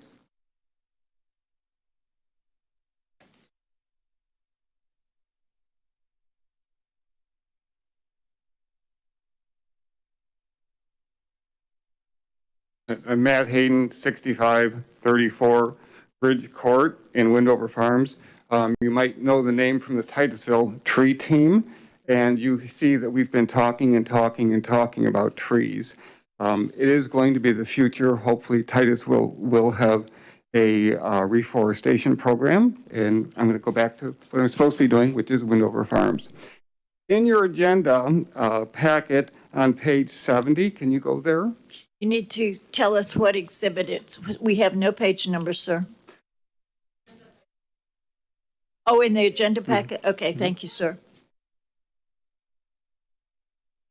Okay, let's look at line 30. And there's a staff comment here. This staff comment is not true. I'm going to read the quote. The proposed land use change appears to be consistent with existing residential land uses on this segment of State Road 405. The proposed land use achieves a contiguous development pattern in an area that consists of residential uses and is adjacent to the Windover Woods residential development, end quote. Staff, it's not true. This is just not correct. It's not accurate. The applicant has applied for a land use change on part of the 10 acres currently zoned OR. This 10-acre portion of the property is not adjacent to Windover Woods 2-story apartments. The 3.22 acres on the north side is adjacent to Windover Woods, but the land use change is not proposed on that portion of the property. The land use change being proposed is on the 10 acres OR zoned portion of the property, which is adjacent to the Bird Lake Marsh to the west and south with Windover Way and single-family platted lots with a 1.67 acre average lot size on the east. The land use on the 3.22 acres CC portion of the property at the north has commercial low-intensity land use on it since 2002. Conservation land use has been on the 10-acre portion of this property since 1984 for 38 years. Go to page 71, please. Let's go to line 26. Here's another statement that is in error. I'm going to address the first sentence. Windover Farms subdivision does not consist of medium-density lots. In Windover Farms, we have lots with an average lot size of over 1.5. Do you need additional time, I sir? do. Continue. Thank you. Which is, I'm sorry, back up, okay. In Windover Farms, we have lots with an average lot size of over 1.5 acres, which is very much compatible with the setbacks required in the open space and recreation OR zoning category. The second sentence we partially agree with, in that 2 single-family homes on 5 acres OR zoned land is consistent with the development pattern in Windover Farms.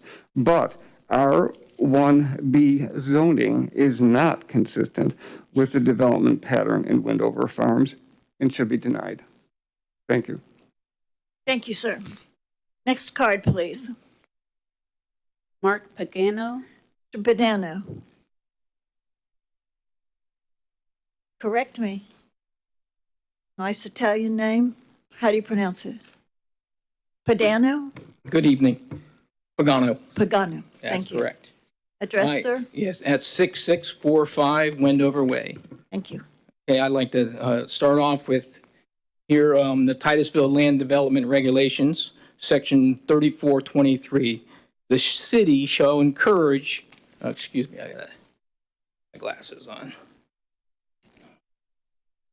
The city shall encourage urban and suburban growth only in areas where public facilities and services exist and will not require expansion or increase in capacity as compared to existing facilities.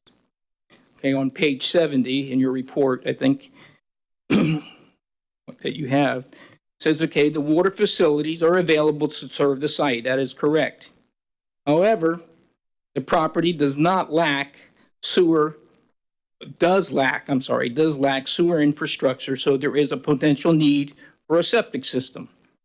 Okay, a septic system may better serve the proposed 2 residential dwellings that is being proposed, as traditional sewer system is not available to the site.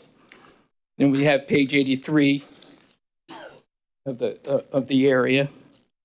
And then we have, of course, the other thing is, like everybody has seen, the beautiful entrance. Okay? So the city of Titusville does provide water to all the residents, but there is no city sewer provided, nor is there city garbage collection or city recycling provided. So the staff fails to neglect these facts, and it is not told how this would impact if there was a zone, R1B zoning, on this site. So unfortunately, I think how I should say it is a conceptual drawing was not required. So we have to think the worst, which means that it could be 5.8 homes, which would mean dramatically a lot more septic tanks. So there is nothing talked about how all those septic tanks would impact that conservation area.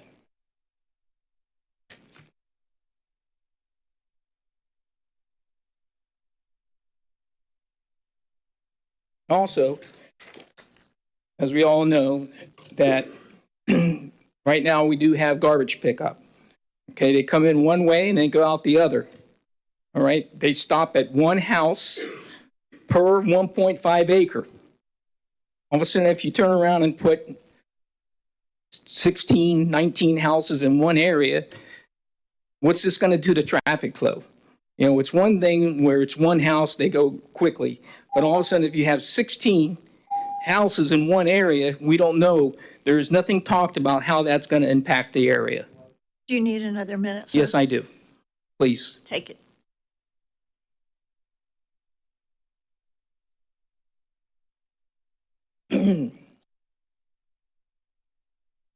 Anyway, like I would say, I would like to, in closing, I oppose this SA 1/2021. It says that the current landowners can build what they say they plan to build with the existing OR zoning and conservation use with a conditional use permit. But I will also say, if you apply for a conditional use permit, it is my understanding, okay, that they now need to do a conceptual drawing. And if there is a conceptual drawing, then maybe that makes it more clear to this whole community what the real intention is. So anyway, like I said, and like everybody else has said, in the OR designation, this is a permanent ordinance, a permanent. I'm sure your predecessors voted on this for a reason 20 years ago or however long it was. Thank Anyway, you so much. Next Okay. card, please. Joel Boland. Mr. Boland.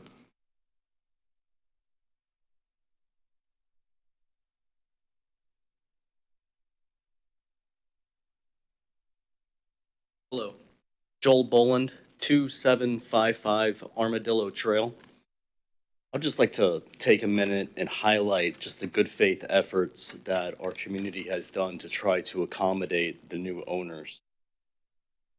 On February 8th, they called and talked to some of our representatives of Windover, and they didn't really understand exactly what was allowed on their property. They didn't understand the setback requirements. They didn't understand that the current zoning, you could build 2 houses.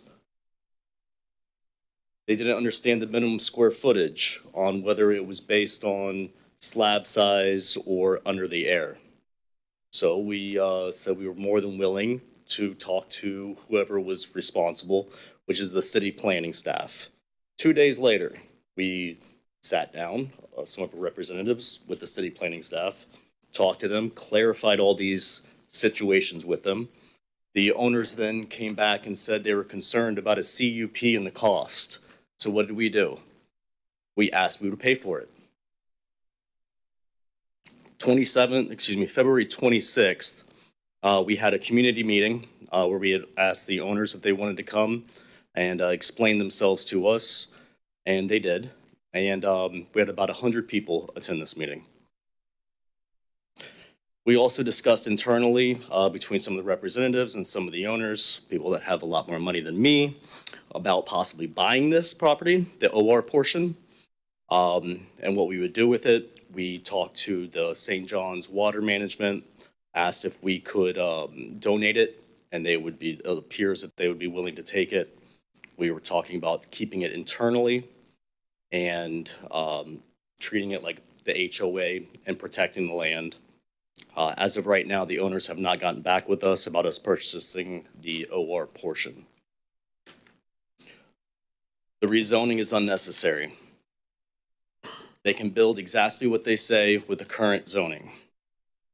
The current zoning is correct. There has not been any substantial change to the development pattern in the area. The requested rezoning is not consistent with the established development patterns in the surrounding community. We very much oppose this. Thank you for your time. Thank you, sir. Next card, please. Scott Rutch. Scott Rutch.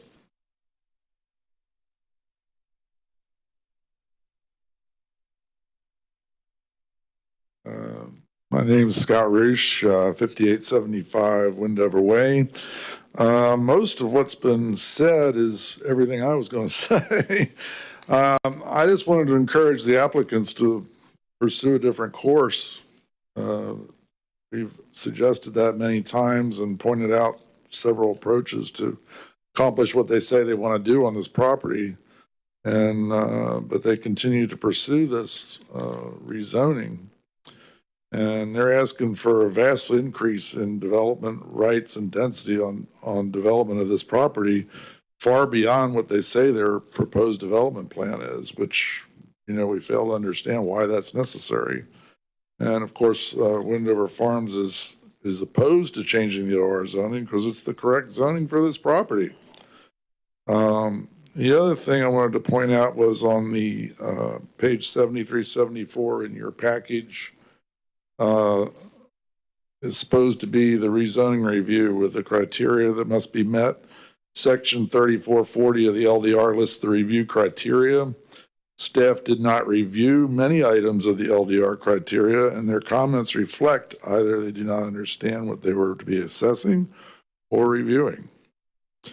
Also, on page 73, the environmental impact in that assessment, I think is paragraph 1.4, failed to mention the gopher turtles on the site, which is outlined in your other package, your other pages, environmental assessment pages on page 84 and 86, where they suggest doing a survey of the gopher turtles on that property. Bottom line is we object to the proposed zoning and land use changes, SA1 2021, and it should be denied. The requested zoning is unnecessary. The existing zoning zoning is correct and allows for the applicant to build what they say they want to build with the appropriate CUPs, and hopefully the city would work with the proper variances to get them where they need to go to do what they say they want to do. The requested rezoning increases permitted development density on environmentally sensitive lands adjacent to the high-quality connected wetlands and an old-growth forest. Nutrient pollution impacts to the wetland, fragmentation, loss of old-growth forest tree canopy, proliferation of septic tanks adjacent to wetlands and other environmentally sensitive lands. I was just thinking if you had to put 4 septic tanks on an acre, and then if you had the maximum density that you had to assess on that R1B, the worst case scenario, you'd have a lot of septic tanks in there. The requested rezoning is not consistent with the established development patterns in the surrounding community, and the average lot size in Windover Farms is 1.5 acres. That's probably all I had to say. Thank you so much, sir. Yeah. Next card, please. No more cards. Okay. I have a proposal before questions and comments for, and Connie, is your last name Martin? Milton? Okay, sorry. I propose to give some remaining time to Ms. Klinger and Ms. Milton for questions by the commissioners.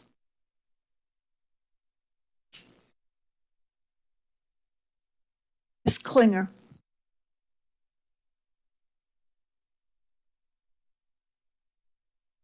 You've presented an excellent written and verbal summary, lots of details. But at this point, do any commissioners have specific questions for Ms. Klinger? Ms. Riley? I just had one small question, and by me asking this question doesn't mean I'm against you guys. I just had this recurring thought. So when you look at your exhibit, Bird Lake Marsh, and the little area that's right near the road, it's designated BU1. The roost? Yeah, is that where the roost used to be? Correct. So that's nothing to do with what we're talking about today. So Correct. whatever happens, that's still BU1. Unoccupied, I suppose? It is. Okay, so now when I look at the picture, and I guess I think what you all are doing is just giving us a general idea about the entrance to Windover. But correct me if I'm wrong, but this entrance in this picture would not change no matter what the applicants do. That's not true. The property is from where that starts, as it wraps around, as you drive in. I couldn't give you a video. I'm only talking about what we see in this picture. Absolutely. There is to the right, the forested area on the right-hand side of that picture is part of the property in question. If you're going to put... Is that part of the property versus the BU? The BU is this way from your picture. Behind you? Correct. The driveway, this is the driveway to the roost at the front. See the concrete at the very front? A little bit. That's the entrance to the roost property. So it's behind you. What we're talking about being developed is what's in front of you and to the right in this picture. Okay, so this actual area right here. Yes, Okay, exactly. thank you. Ms. Klinger, approximately how many feet from this entrance, or you've got a traffic sign here, you're going around, this road bends around, I don't know whether we're going west or northwest or southwest or, but I'm very familiar with the property. How many feet from what we're looking at in this entrance picture do we have a visual of the property we're inside? About 600. About 600 plus feet? feet, correct. Okay. And then further along, how many more feet then are visible? Oh, I think I misunderstood you. The frontage is from that driveway. It's all the way down until the road makes a hard right, and then, so it's over 600 feet. Thank you. Yeah. Thank you. Any other commissioners with questions for Ms. Klinger, please? Ms. Milton? Do any commissioners have questions for Ms. Milton, please?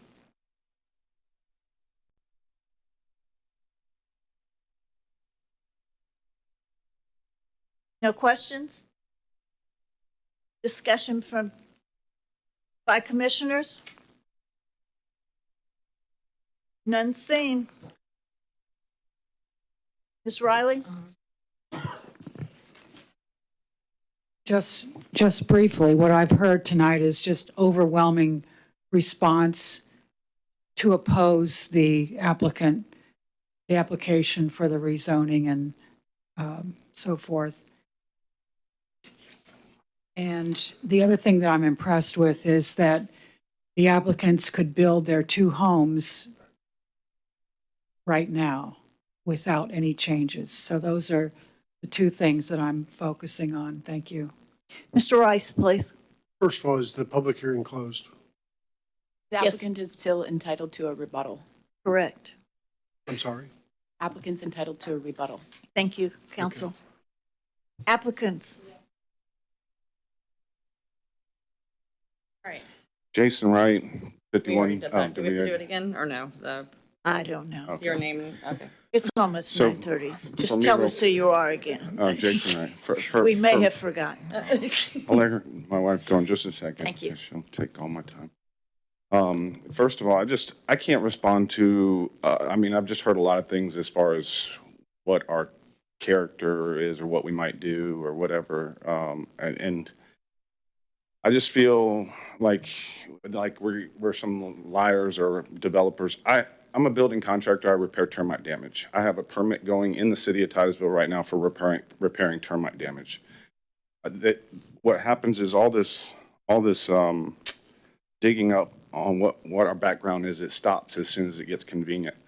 She's a realtor and she's a contractor. Just one at a time. She's a realtor and she's a contractor. Now, I'm also a softball coach for 5 years. I've also been doing security at church for 10 years. I don't get to do those things by being liars. You know what I'm saying? People would see through that. I don't know any of these people right here, but I know a lot of people in Titusville. I would beg to differ if any of these people can find one single person in Titusville to call me a liar. Because I don't do it. Because I don't. It's not something I do. I mean, I've been on missions trips to Thailand. You've made to your point, sir. whatever else. Yes, you've made your point. I'm not a liar. Yeah. So all I would say is that the conditional use permit comes with unknown variables for us. And so that is one of the reasons that I am opposed to the conditional use permit. I am not opposed to a limitation on the permit for the rezoning. I know that that's been something we've discussed. But the conditional use permit, there's too many unknown things that I don't know about that, on what conditions can be put on us and what role does the community have in that based upon what we've gone through thus far. That trust is 2 ways, and I don't have it there either. So there's been a lot of things that have been said tonight that were not true, not accurate, and I'm sure that staff can comment to those things, especially when it pertains to staff's report. So thank you guys for bearing through this process with us, and sorry it turned into such a fiasco. So. That out of order. I'm serious. You've behaved for several hours now. I'm real proud of you. Don't let me get cross with you, because it is late. Additional questions from commissioners, please. I'm closing the public hearing. Mr. Rice. Couple things. I'm going to direct most of my questions to staff because I want to make sure I have it straight in my head. First thing I'd like to do is cover developers agreements. That's not, you can't hear me? Okay. First thing I'd like to do is discuss developers agreement, and I think the young lady that spoke about them, she's absolutely correct if it's a developers agreement, but that's not what's in front of us. What I referred to last time was trying to make it, because we don't have a concept plan, we don't have a developers, we don't have anything. The only thing I have in my package that I can do a basis on is a plot plan. That's what it's called in that. So my reference to making something binding was making the plot plan binding to this rezoning, so it can only be 2 lots in the future. And my question to the city attorney, if I did that, would that, the only people that could ever change that would be city council through a public hearing again. Is that a correct statement? Yes, through the rezoning and amendment Okay. to the ordinance. So it doesn't go away in 4 years, doesn't go away in 5 years. It stays with the rezoning until the rezoning is acted on by city council again. Correct. Okay. That clears that up. My one thing that, there was 3 things I heard that I think I have to be responsible for. One is trying to give you all some assurance that what is going to happen in the future is 2 residential lots. I think that's extremely important because I agree with you. If something goes with a density that you don't know what may flip or happen down the road, that's a problem. I agree. Okay. Second one is protection of the wetlands. Okay. I still think you could put it in conservation. It doesn't mean that you have to sell it to anybody, just in conservation. You can still own the land. It's just conservation easement that protects it forever. So if you sold your house, your land, the conservation would still be there. And the only way to get rid of that would be, I believe, there again, city attorney, would be to come back to city council and have the conservation easement vacated. And only city council can do that? Is that a correct statement? I don't know how they could grant us a conservation easement to themselves. Okay. Okay, so it has to be granted to someone that would Accept it. accept it. The other But that's not ownership of the land, that's only ownership of a conservation easement. Right, and I believe entities like land trusts may be in the business, aside Okay. from St. John's, Could- but they haven't could found they- a willing taker. Okay, could they grant that to the city of Titusville? I don't know that the city would be willing to accept that. Okay, and what's the repercussions? Why would the city agree to or not agree to accepting a conservation easement? I just don't feel prepared to answer that question tonight. Okay, all right. Regardless of that, I could, in a condition of rezoning or condition of the conservation, the land use, can you have a condition that says there will be no impacts to wetlands without putting anything in an easement? Can you make that a condition of zoning, that there be no wetland impacts? Is that doable or even legal? So we've approved, or the city council has approved conditions that are special to rezoning, so that could be a condition. You could make that recommendation to city council. Okay, and that would stay with the land until city council changed that in the future if they so desired? Correct. If it's a condition of the rezoning ordinance, it would have to go through the rezoning again in order to remove or amend it. Okay. The third item that I feel is very important are the trees. I do think it's important. And the reason why I think that's important is for 2 reasons. One, this community has really fought very hard to try to preserve trees as many as possible on land. And then when I do look at the picture of your entrance to Wendover and see the trees there, I think that sort of goes in line with trying to protect as many trees as I can. So my question to legal or to planning, Mr. Parrish, what I would like to do is find a way to give, and I'm using the term, I'm going to define what the term is, maximum flexibility, not in density, not in anything, but allowing the house setbacks to fluctuate to save as many trees as I possibly can, especially larger trees per our ordinance basically are 14 inches and greater, okay, according to our new tree ordinance. So besides the R1B, and the reason why the R1B was picked was to reduce the side setbacks, front backs, setbacks, and rear setbacks. Okay, I'm not really too concerned about the rear because they can protrude in the wet, setbacks can protrude in the wetlands. Doesn't mean you can place the house there, it's just a setback. So, but you can place the house and it gives you flexibility. But providing some flexibility where I can get around trees, gopher tortoises, and wetlands with the setbacks, okay, makes a lot of sense to me. So the other zoning categories, I think you call R1, R1A, RR, rural residential, all those have a larger setback than the R1B. Is that a correct statement? The RE requires a 35-foot setback, RR 30, R1A and R1B are 25. That's I believe the front and rear setbacks. That's front, and what's the side setbacks on R1A and R1B? One moment, I have that here. So in the RE, the side setback is 20 feet. The RR, 15 feet.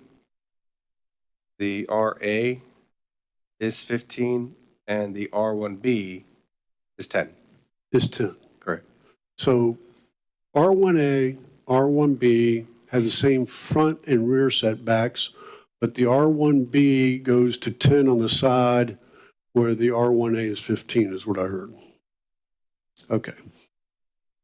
Now, Public comment is closed, please. Public comment is closed, please. I have another question of staff, okay, and I'm not sure who I should direct this toward. One of the things that they do point out that, and this is in the LDRs, and it's in the handout they gave me, Exhibit C, and it's LDR Section 28.322, Open Space and Recreation, and it does talk that this is a holding designation for land, but rather a permanent classification. It does use the term permanent, okay? If I recall, the comp plan has a different policy. If I understood what you said at the very beginning of the meeting about the comp plan, and that was your handout, that talked about wetlands and adjusting the OR based on a survey truing of the wetlands. So the comp plan, which is the Bible, so to speak, and the LDRs are supposed to implement what the comp plan says. That doesn't say permanent there. Am I missing something here? They fit together. In fact, there was another policy I was hoping to find for you, but I couldn't find it early in the meeting. I'd like to read out to you. Okay. So on page 71 of your packet, the very bottom of that page, and this is really important. 71? 71 of your packet. Okay. I'll read it to you. It's Future Land Use Element Policy 1.16.2.1, very bottom of the page there. That's on the staff report. It starts on line 36. So it states, when a conservation land use is present on specific site, property owner shall submit a preliminary environmental assessment, including a wetland delineation when wetlands are present, prior to any future development. If the environmental assessment indicates that only wetlands are present and the wetlands are to be preserved rather than mitigated, the city shall accept the wetland delineation and amend the future land use map to align the conservation land use with that delineation. The city has done that numerous times with several land use amendment applications in the past few decades. So, And so what the applicant is asking is to realign the boundaries of that conservation land use per this policy and the other policy that I mentioned earlier, but also because in the wetlands overlay in Chapter 29 of the code, it also says the same thing. And this OR zoning district fits with that. It's a permanent classification for intents and purposes of preserving wetlands. But you can remove that OR from areas that are upland with a wetland delineation, and the process you go through is what they're going through right now, amending the conservation land use and the OR zoning district. But I can see 28.322, when the average person reads this and it says permanent, it does appear to be inconsistent with the comp plan. If you have to read everything together as it plays through the process. So you have the two policies and other policies of the comprehensive plan, plus the wetland overlay, in Chapter 29, plus this OR zoning district we have here. And it works together to be able to allow Silence. someone to go through that process. So yes, it does say the word permanent. You know, it could be interpreted to say that that is for intense purposes of preserving that wetland. And that's what this applicant is doing right now. They provided that wetland delineation according to those policies of the comp plan, the wetland overlay, and are amending the OR and the conservation land use accordingly. And so what will be remaining is preserved wetlands. Okay. All right, I'm going to yield to my other fellow commissioners. I'd like to hear their thoughts before I may have other comments based on the discussion. Additional comments from commissioners, please. Mr. Faison. To staff, I'm trying to wrap my head around the RB1 being utilized and not any of the others, especially if there's not a site plan already submitted. We talked about a plot plan that was submitted, right? But I don't know how that house sits on the property and where the setbacks aren't being met under any other conditions other than RB1. So I haven't been able to see that, to say that RB1 is the only one that fits their needs. When R1E or R1A or any other one could actually also meet their needs. Have you seen that? Because we haven't seen that. We don't have that, at least I don't have it. If you look at page 82 of your packet, you'll see the plot plan that was mentioned earlier. And no, I do not have a plan from the applicant that states exactly where these buildings are planned to be placed. It has been indicated to us by the applicant, and I mentioned this earlier in response to Grant's questions. If you look on page 82 of your packet, you'll see where the plot lines and where the applicant is going to propose probably in the future to subdivide this property for the two residential lots. You'll see that upland area inside what's proposed to be that R1B zoning district. The current boundary of where the commercial land use and zoning is located projects into, it takes up a huge portion of what is the upland right now. And so what they're asking to do is go through this process in addition to changing the boundaries of the conservation land use and the OR zoning district, but also change the commercial zoning and land use so that they can utilize more of the upland for two houses. So it has been indicated to us by the applicant that they're proposing to put one single family house really far back on parcel B into the upland area. And then the second home will be on parcel C. I'm not sure exactly where, but that indicated to probably be further back. The applicant can probably better answer as to where exactly they plan to put their homes. All right, so on parcel B, for example, I see that there where the lines are splitting the lots. I don't know how wide that is, right? So looking at the setbacks, it appears, if I had to guess, because I don't know, that there's enough space in there for 30-foot setbacks on left and right sides. If it goes really far back on that one spot, it looks like there's enough space in there for 30-foot setbacks. Put a home there on lot B. And the same thing applies to lot C as well. That is possible. Yeah. Okay. Mr. Rice again. Yeah, I mean, you bring up a good point. The other piece of the puzzle that's missing really is a tree survey. I don't know where the trees are. Okay, I don't know if I need to move the building this way, that way, any other way, because I don't have a tree survey. So the only way to determine whether a house footprint can fit in specific areas to know where the trees are. And I don't have that information. I want to urge the public silence. These questions are extremely important to commissioners, to staff for clarification. We've had several hours of excellent testimony. Now it's our turn.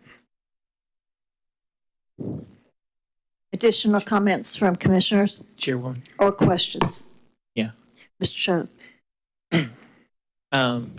So you said the plot plan, if we have it as a binding plot plan of one house per, per parcel, I guess. And we or city council votes on it and approves it, it'd be part of the ordinance of the rezoning, and no one can change it even if they sell it. That's what you're saying, right? City council can change it with another Right. But they would have to, process. they would have to change it again, but someone couldn't just sell it and then that goes away. Right. And then as far as, and I know you were talking about tree survey, which I know it's important to everybody. And with the setbacks for building a house, if the zoning gets approved, would those setbacks from the street protect those trees on the street? Or is it, because there's a setback from the street, right? Or is there a setback from the property line? Or, where you can build a house? Or This is a question for staff? Yeah. So there are setbacks, frontage setbacks, yes. Okay, and would that disallow them from cutting down trees that are next to the street? Excuse me. So they're going to be platted as created as two single-family lots.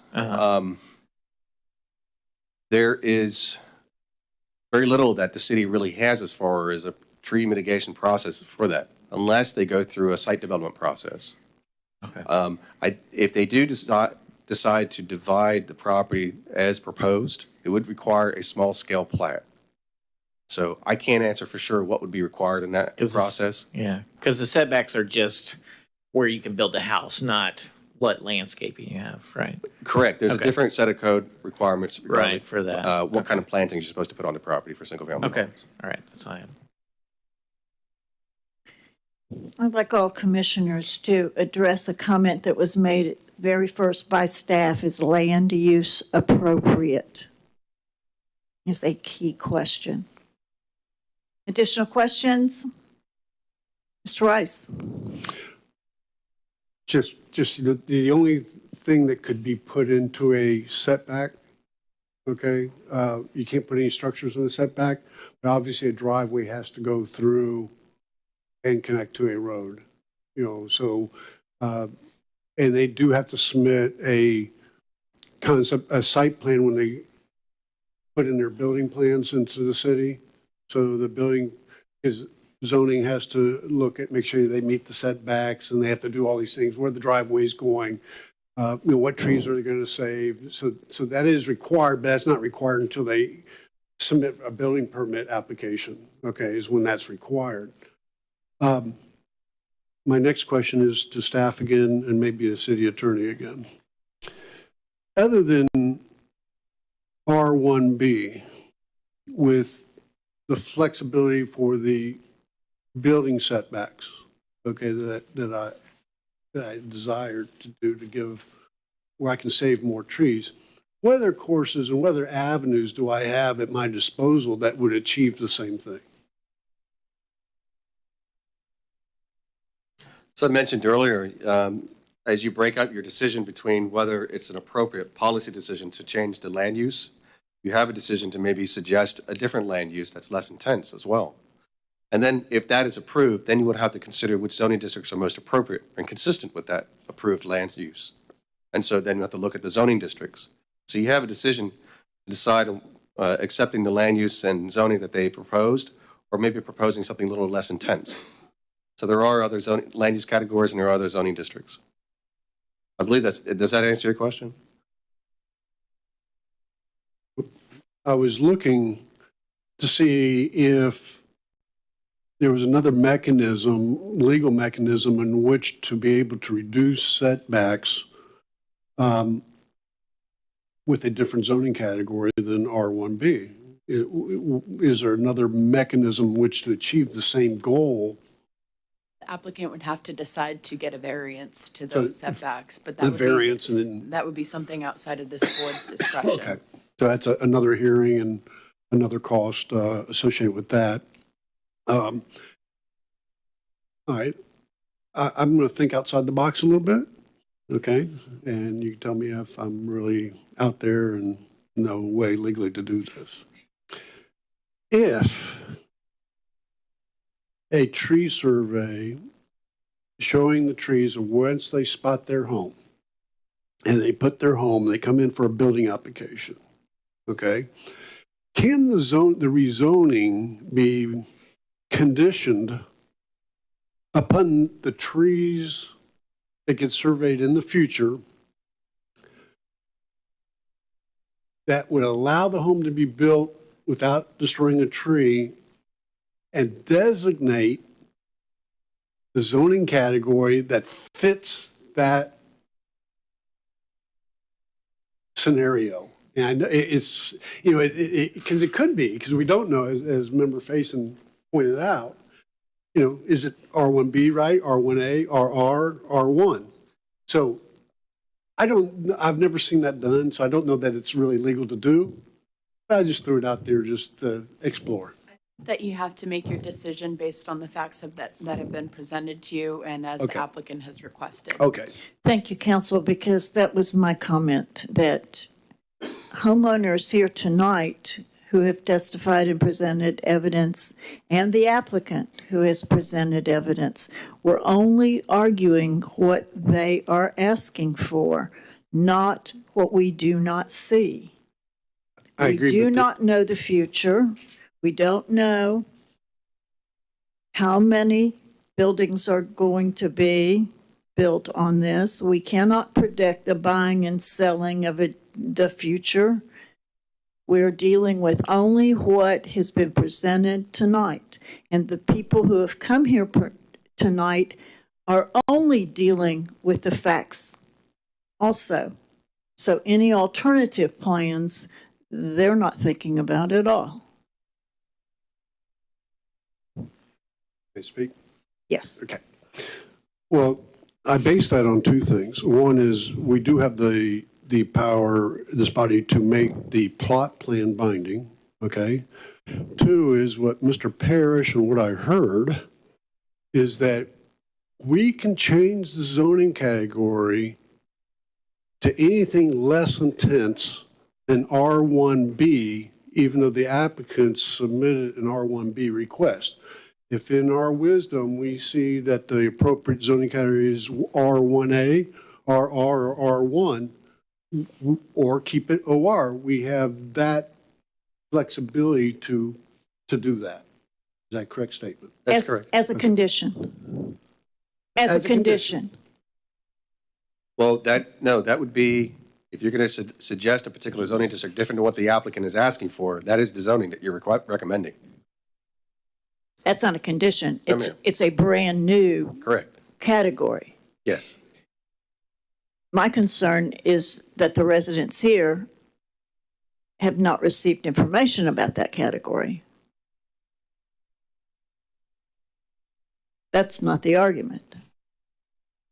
But Mr. Parrish said we have the authority to change it from R1B to R1A, R1, if it's a less intense use zoning district, we're allowed to do that? The application can be amended by the applicant. They would have to agree to a change if that's something they want to agree to for the use of their property. Okay. And then council would have to agree with that. But according to the law and advertising for the application, it could be something, there could be a negotiated agreement that's less intense than the most intense use that's presented in the advertised hearing, which is what we're discussing, but there would have to be mutual agreement. Okay. Does that mutual agreement occur at another time and place? the applicant could get up now and say whether they were willing to accept something other than R1B, but I haven't heard that tonight. And then it would ultimately be up to city council and the applicant to make that final determination. Is that what you'd like to hear, Mr. Rice? Is that what you would like to hear from the applicant tonight? Not necessarily. I still like to hear the discussion from my fellow commissioners. Okay, well, it's only you and I are talking at this point. You know, I'm just exploring, I just want to understand all the options I have at my disposal. I got you. Try to do the I right got you, thing man. for everybody. I'm looking at the clock, okay? I don't want theoretical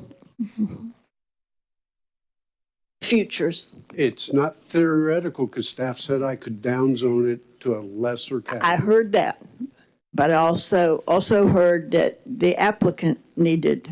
Mr. Faison, join us. Yeah, so at this time, I think that we need to ask the applicants if they're willing to take a downgrade, and if that's something that we're going to consider.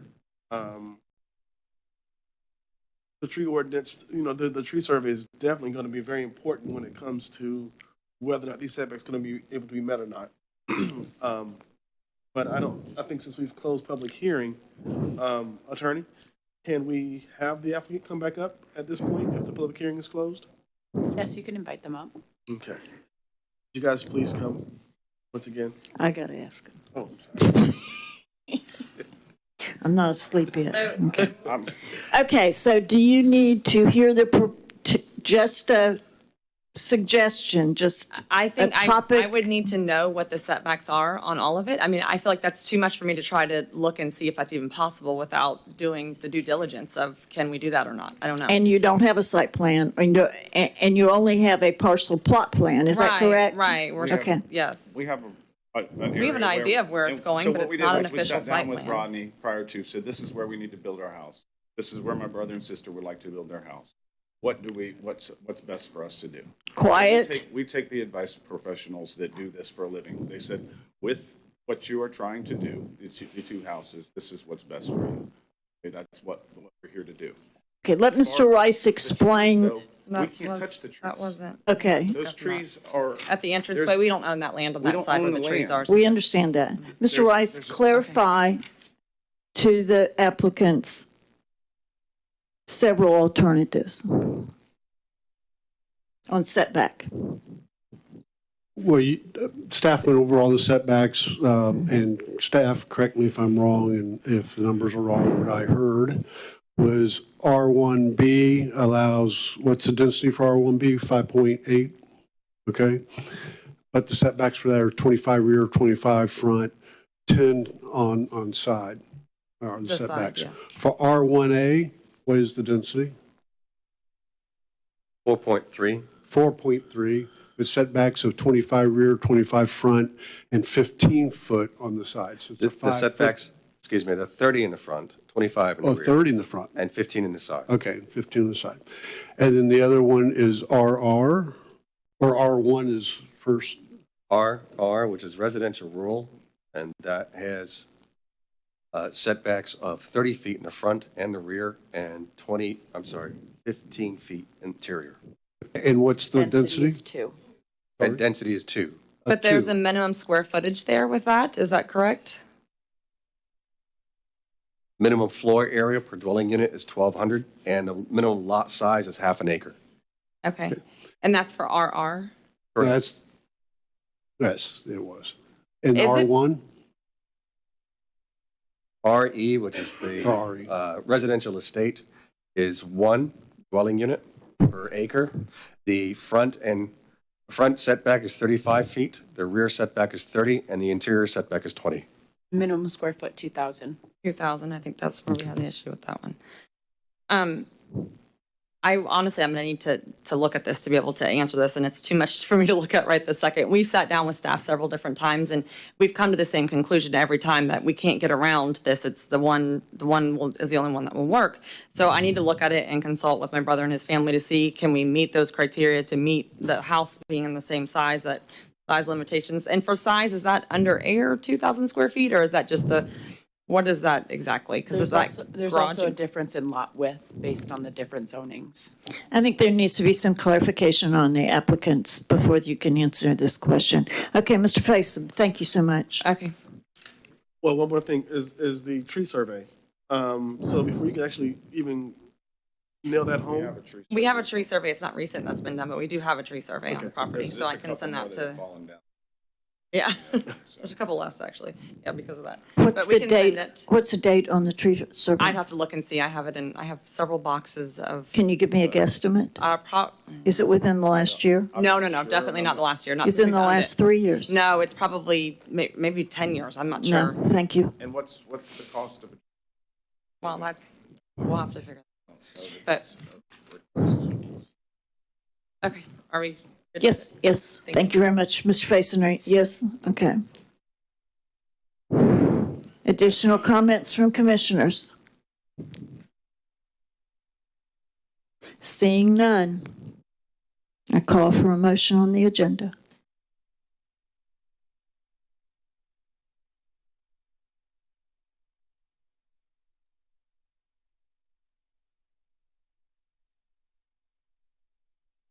Ms. Riley? I move that we do not amend the land use plan. Do I have a second? I second. Roll call vote, please. Secretary Grant, Yes. Member Riley, Yes. Faison, Yes. Member Childs,